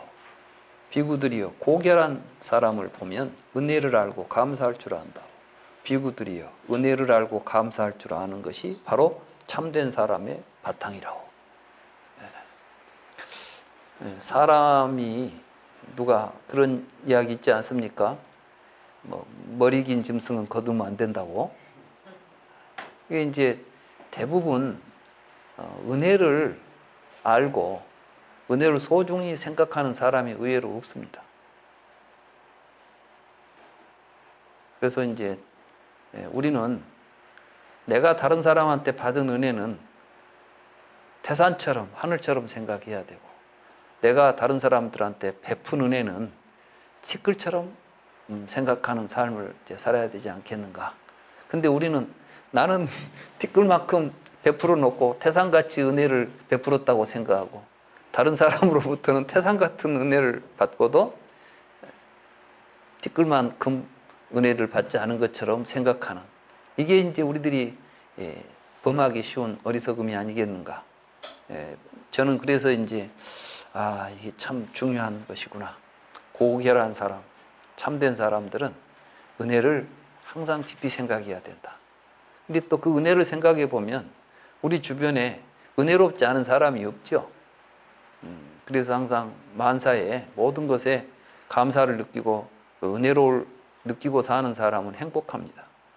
그런데 그걸 못 느낀 사람은 불행해요. 왜 불행하냐 하면 항상 불만이야. 항상 내가 준 것만 생각하고 내가 너한테 얼마 줬는데 너는 왜 나한테 안 주냐 이렇게 생각하고 있으면 항상 모든 사람이 불만스럽겠죠. 그런데 내가 준 것은 없고 다른 사람이 준 것은 많다고 생각하면 항상 마음속에 고마운 생각, 감사한 생각으로 살지 않겠어요. 그게 이제 우리가 행복으로 가는 길이죠. 그래서 그렇게 또 살아가면 사람들이 그런 사람을 귀한 사람, 고귀한 사람, 또 참된 사람으로 보지 않겠습니까? 항상 은혜에 대해서 깊이 감사하는 마음을 가져야 되겠습니다. 근데 그 은혜 중에서도 가장 막중한 은혜가 바로 부모님 은혜라는 거 아니겠습니까? 근데 이제 요즘 우리 주변에 보면 참 부모님이 나를 낳으셨나요? 막 이렇게 이제 불만을 이야기하더라고. 근데 한번 봅시다. 막중한 은혜. 비구들이여 갚기 어려운 두 가지 은혜를 이야기하겠소. 그 둘은 어떤 것인가? 어머니의 은혜와 아버지의 은혜라오. 비구들이여 한쪽 어깨에는 어머니를 모시고 한쪽 어깨에는 아버지를 모시고 100세가 되고 100년을 사는 동안 향료를 발라드리고 주물러드리고 씻어드리고 머리 감겨드리면서 부양하고 부모님의 대소변을 받아낸다고 할지라도 부모님의 은혜를 갚을 수 없다오. 비구들이여 부모님을 칠보가 충만한 이 대지를 다스리는 최고 제왕으로 옹립한다고 할지라도 부모님의 은혜를 갚을 수 없다고. 왜냐하면 비구들이여 부모님이 이 세상에서 자식을 보호하고 양육하고 가르치는 은혜가 너무 크기 때문이라고. 그래서 이제 이 부모님에 대한 은혜는 부처님도 굉장히 강조하신 부분입니다. 많은 사람들은 불교가 부모님도 버리고 출가를 하고 하니까 부모님 은혜는 별로 소홀히 하는 것 같다고 잘못 알고 있는데, 부처님께서 출가하신 것은 부모를 저버리려고 출가한 게 아니고 더 큰 일을 하기 위해서 출가하셨죠. 그렇지 않습니까? 사실 부모님이 혼자 자기 부모 내던져 버리고 자기 혼자 호의호식 하려고 출가하신 거 아니잖아요. 부처님의 출가는 저도 처음에 이제 왜 부처님이 출가했을까 이 부분에 대해서 굉장히 여러 가지 이제 생각을 하게 됐는데, 제가 불교를 공부하면서 이제 점점 더 부처님이 왜 출가했는지 그런 것들이 공감이 가는 부분이 있어요. 그게 뭐냐 하면 사실 우리가 살고 있는 이 세상 아직 한 번도 사람들이 만족할 만한 세상이 존재한 적이 없습니다. 그렇죠? 말세로는 지금만 말세론이 나온 거 아니에요. 그건 예수 때도 말세론이 있었고 인류 역사가 시작되면서부터 사람들은 자기들이 살고 있는 세계가 만족스럽지 못했던 거예요. 왜 그랬을까요? 세상이 만족스럽지 못한 세계가 있었을까요? 붓다는 뭘 깨달았냐면 세상이 만족스럽지 못한 것이 아니라 우리의 마음이 잘못되어 있다는 거예요. 정견을 잃어버리고 우리가 지금 잘못 생각하고 살고 있다는 겁니다. 그래서 부처님은 이 세계를 뒤바꾸고 혁명을 하려고 할 때 지금까지 세상의 많은 혁명가들은 뭘 했냐면 바깥에 있는 세계를 고치려고 합니다. 공산주의 혁명은 뭘 하려고 했어요? 모든 사유재산을 다 뺏어가지고 국가재산으로 만들어서 모두가 다 평등하게 재산을 소유하지 않고 사는 세상을 만들어 보려고 했죠. 성공했습니까? 사람은 마음에 욕심이 있으면 바깥을 아무리 고쳐놔도 다 욕심을 추구하게 돼 있는 거예요. 다른 사람들이 전부 다 내 재산이라고 법적으로 다 등기를 자기 걸로 갖고 있어도 그 사람이 그 재산을 모든 사람을 위해서 써야 되겠다는 생각을 가지고 쓰고 있으면 구태여 제도를 바꾸지 않아도 누구나 다 같이 나누는 세계가 되는 것입니다. 그래서 부처님은 보니까 부처님 생각이 부처님 스스로는 소유를 인정했습니까? 부처님은 자기 자신도 아무것도 소유하지 않았습니다. 우리가 지금 이 경 앞에 보면은 제따와나 아나타 빈디카 사원이라고 나오죠. 제따나 아나타 빈디카가 바로 급고독장자가 전 재산을 바쳐서 세운 절입니다. 그 절을 세워놨다고 해서 부처님이 그걸 부처님 사유재산화했습니까? 사실 그 당시에 보면 절의 운영은 스님들이 하지 않았습니다.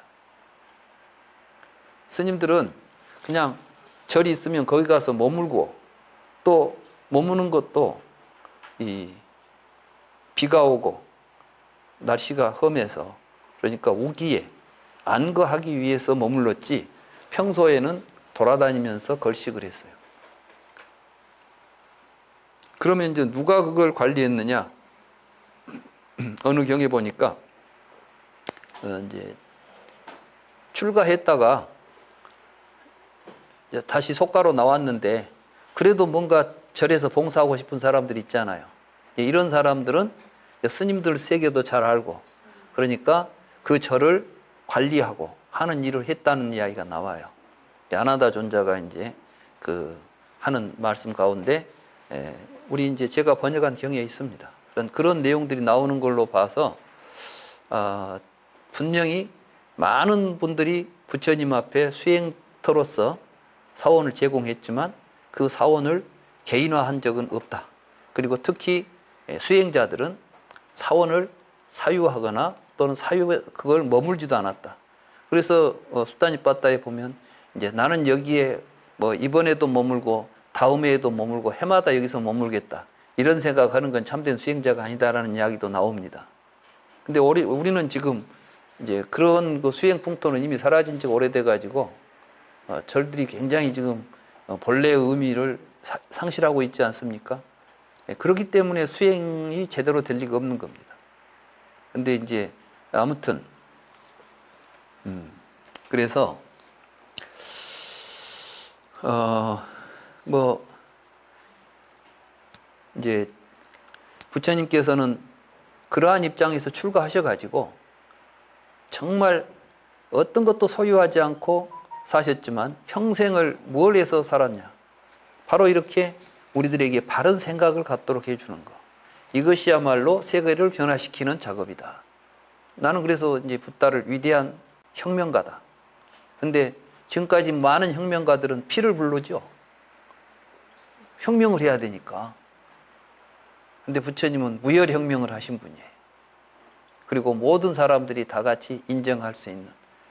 그래서 이제 부처님은 그 당시에 돈 많은 부자들하고도 친하고 권력 갖고 있는 왕들하고도 친하고 그런가 하면 아무것도 없는 빈틈털들하고도 친하고 누구와도 똑같고 평등한 관계를 가지고 부처님은 법을 설하신 거예요.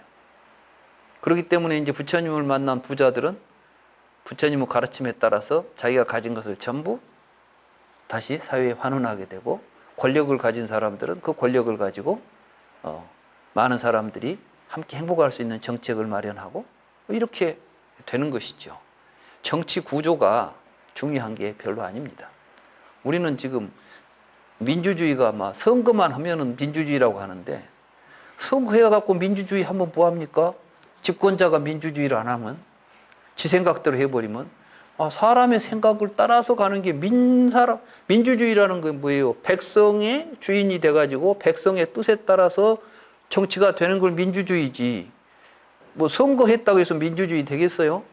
우리는 근데 선거민주주의에 착각에 빠져가지고, 그러니까 이제 선거민주주의가 어떤 폐단이 되냐면은 일단 표만 많이 얻어가지고 한 표라도 더 많이 가지고 집권만 하면 이제 그때부터는 내 마음대로 독재하겠다, 이런 괴상은 지금 민주주의가 돼가지고. 그래서 저는 이런 민주주의는 누가 해도 이 제도 자체가, 내가 볼 때 민주주의가 뭐 완전한 제도니 뭐니 그런 말을 할 것이 없다. 나는 민주주의도 좋고 전제주의도 좋고 뭣도 좋지만 중요한 것은 그걸 하는 사람들의 의식 구조가 문제 아니냐. 붓다는 그래서 이제 정치적 구조나 시스템에 대해서 관심을 갖는 게 아니라 사람 하나하나의 마음의 변화에 관심을 가진 것 같아요. 그래서 사람들은 마음, 앞에도 마음 나왔죠. 마음을 잘 수행해서 살아야 된다, 이런 걸 중요하지, 정치 제도를 이렇게 가져야 된다, 이런 이야기는 한 적이 없습니다. 그래서 부처님은 오히려 이제 그 당시 사회 제도를 부처님은 구조적으로 바꾸려고 하는 게 아닙니다. 그건 어떤 사회 구조도 마찬가지입니다. 그래서 저는 우리 이제 불교 운동은 어떤 정치적인 노선을 가지고 가면 안 된다.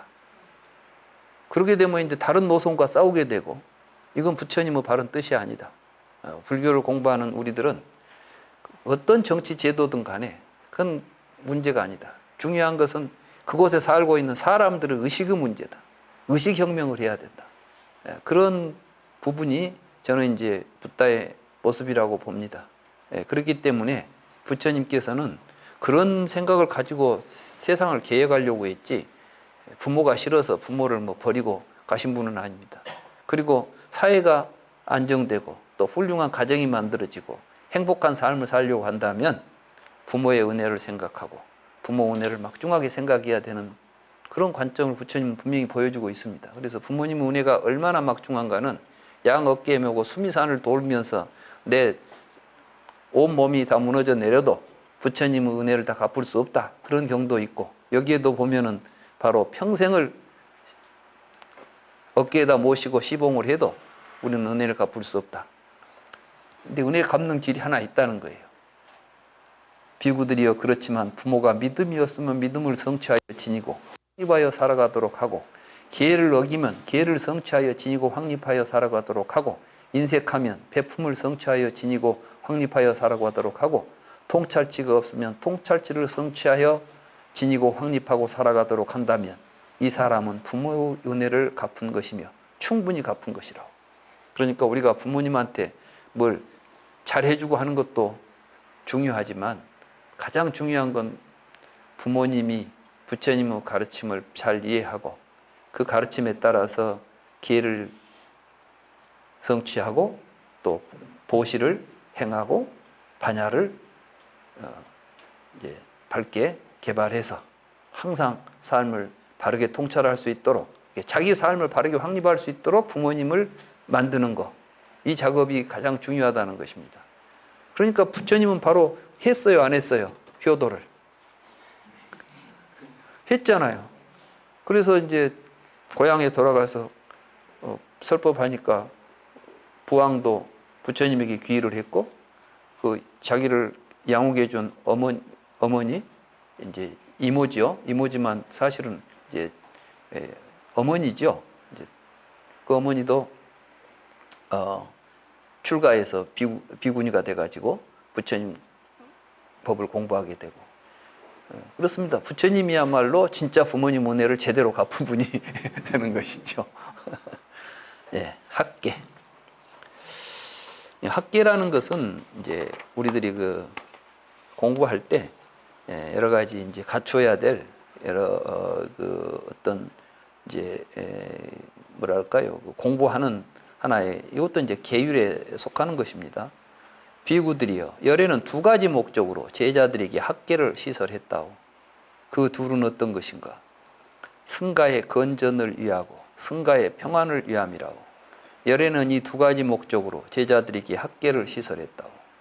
품행이 어지러운 사람들을 제어하고 품행이 올바른 비구들이 평온하게 생활하도록 열애는 이 두 가지 목적으로 제자들에게 학계를 시설했다오.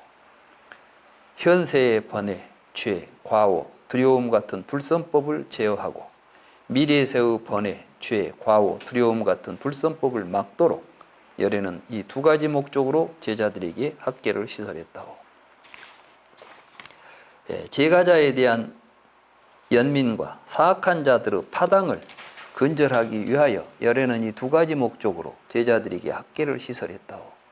신심이 없는 자들은 신심을 갖게 되고 신심이 있는 자들은 신심이 더욱 확고해지도록 열애는 이 두 가지 목적으로 제자들에게 학계를 시설했다고.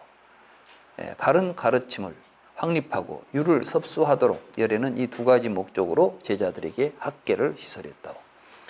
여기서 이제 시설이라는 말은 어떤 목적을 가지고 만들어낸 걸 시설이라고 그럽니다. 이제 부처님께서는 그냥, 근데 우리는 이제 보통 그 종교가 어떤 걸 이제 어떤 속성을 지니냐 하면 어떤 하나의 말씀이 이제 절대 지상 명령이 되는 거예요. 그러니까 전에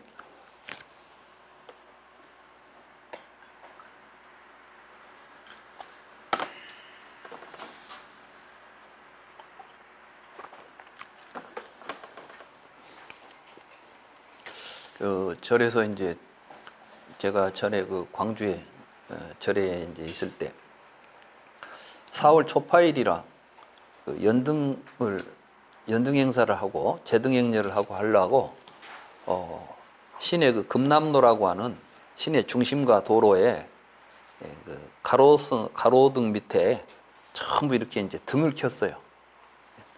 연등을 쭉 켜지 않아요. 지금도 보면 그 초파일 되면 이제 기념행사 하려고 연등을 켜지 않습니까? 근데 어떻게 교회가 이제 그 교회 앞으로 이제 지나갔던가 봐. 교회에서 목사가 그 등을 떼본 거야. 그러니까 이제 이빨 빠진 것처럼 이렇게 등이 쫙 켜져 있어야 되는데 그 교회 앞에만 몇 개를 걷어내버린 거예요. 뭐 이제 그랬다는 소식을 들으니까 제가 이제 그 옆에 이제 절이 있었기 때문에 제가 있던 절이 있었기 때문에 찾아갔죠. 그래가지고 이제 점잖게 목사님을 이제 뵙고 아니 왜 그랬습니까? 그러니까 우리 신자들이 그 연등 밑에 지나오는 것이 불쾌하다는 거예요. 그럼 그게 우리가 뭐 그 교회에다 하는 것도 아니고 공용 도로에다 했는데 그 앞에 지나오면서 그 보는 것도 싫다는 거예요. 그래서 내가 아니 그렇지만 그걸 교회에서 그걸 제거할 아무런 법적 근거도 없고 뭐 아무것도 없지 않습니까? 그러니까 그건 우리는 그 이 세속법에 그건 관심이 없대. 우리는 하나님 법에 의해서 살지 그런 법에 의해서 살지 않는데요. 하나님 법을 이야기하면서 그래 내가 아니 아무리 하나님 법이라고 그렇지만은 상식적으로 온 게 상식이고 뭐고 필요 없다는 거야. 우리는 하나님 법대로 그리고 계율에 보면 10계명에 보면은 뭐 나 위에 우상을 섬기지 말라 했는데 그 우상을 섬기는 그 등불 밑으로 우리 신도들을 다니게 하는 것이 하나님 법에는 어긋나기니까 자기들은 그렇게 하고 만약에 그것들로 인해서 법적인 조치를 취하면 취하라는 거예요. 그러면 가서 감옥에 가라면 감옥에도 갈 테니까 그건 알아서 할 일이고 우리는 절대로 할 수 없다는 줄 이렇게 나오는 거예요. 그래서 내가 이건 정말 대단히 심각하구나. 어떻게 이 목사라는 신도들 앞에서 끌어가는 사람이 저렇게 이야기하면 신도들은 어떻게 할 것인가, 행동할 것인가. 그래서 이거. 근데 부처님은 전부가 다 그 목적에 맞게 하기 위해서 한 것이지 절대적인 건 없어요. 불교에서 어떤 행동도 그 자체로서 해야 된다고 하는 지상명령은 없습니다. 그러니까 부처님께서 제자들에게 이렇게 하라고 여러 가지로 이제 가르침을 주지요. 부처님이 우리에게 가르친 모든 가르침의 목적은 무엇인가를 지금 여기서 이야기하는 겁니다. 이게 굉장히 중요합니다. 우리가 불교를 받아들일 때 부처님 말씀이니까 우리는 죽어도 해야 된다. 이런 식으로는 절대 하지 말라는 거예요. 부처님은 왜 그렇게 하라고 말씀하셨을까를 생각하고 하자는 거예요. 근데 거기 한번 봅시다. 그럼 어떻게 하라겠는가? 품행이 어지러운 사람을 제어하고, 그러니까 막 제멋대로 살아가는 사람에게 그렇게 살면 안 된다. 그렇게 살지 말라고, 술도 마시지 마라. 뭐 여러 가지 이제 학계 가운데는 우리가 이제 율장을 보게 되면 하지 말라는 것이 너무 많아요. 심지어는 뭐 양치질할 때 소리 내서 하지 마라. 가골가골 이런 소리 내지 마라. 뭐 침을 이렇게 뱉지 마라. 밥 먹을 때 뭐 소리 내지 마라. 별게 다 있어. 그러니까 안 보셨죠? 율장. 한마디로 율장에는 없는 것이 없어요. 이 세상에 우리가 살아가면서 인간의 삶에서 뭐 걸어갈 때는 어떻게 해라, 뭐 얻을 때는 어떻게 해라, 얼마나 세세하게 많이 나온지 몰라. 그러니까 이제 부처님이 열반하실 때 어떤 제자는 그랬어요. 에이, 막 사람들이 슬퍼하니까 왜 슬퍼하냐고. 저 잔소리 많은 늙은이가 이제 없어졌는데 우리 얼마나 좋냐.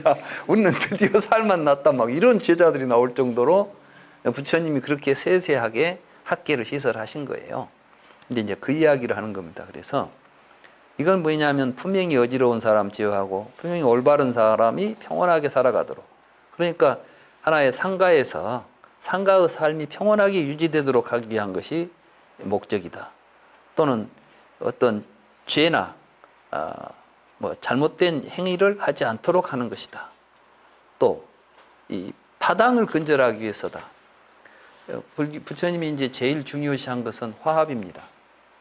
서로 파가 나누어 가지고 서로 싸우고 다투는 걸 굉장히 싫어하셨습니다.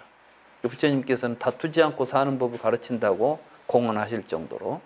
그래서 우리는 이제 부처님 가르침을 받아들일 때 어디서든 간에 서로 파당 만들면 안 돼요. 분파를 만들어 가지고 서로 싸우고 이런 건 아니다. 또 신심 없는 사람은 신심을 확고하게 갖도록 하고 가르침을 확립하고 유를 섭수하도록 이런 목적을 가지고 제자들에게 가르침을 폈다. 이런 이제 말씀이시니까.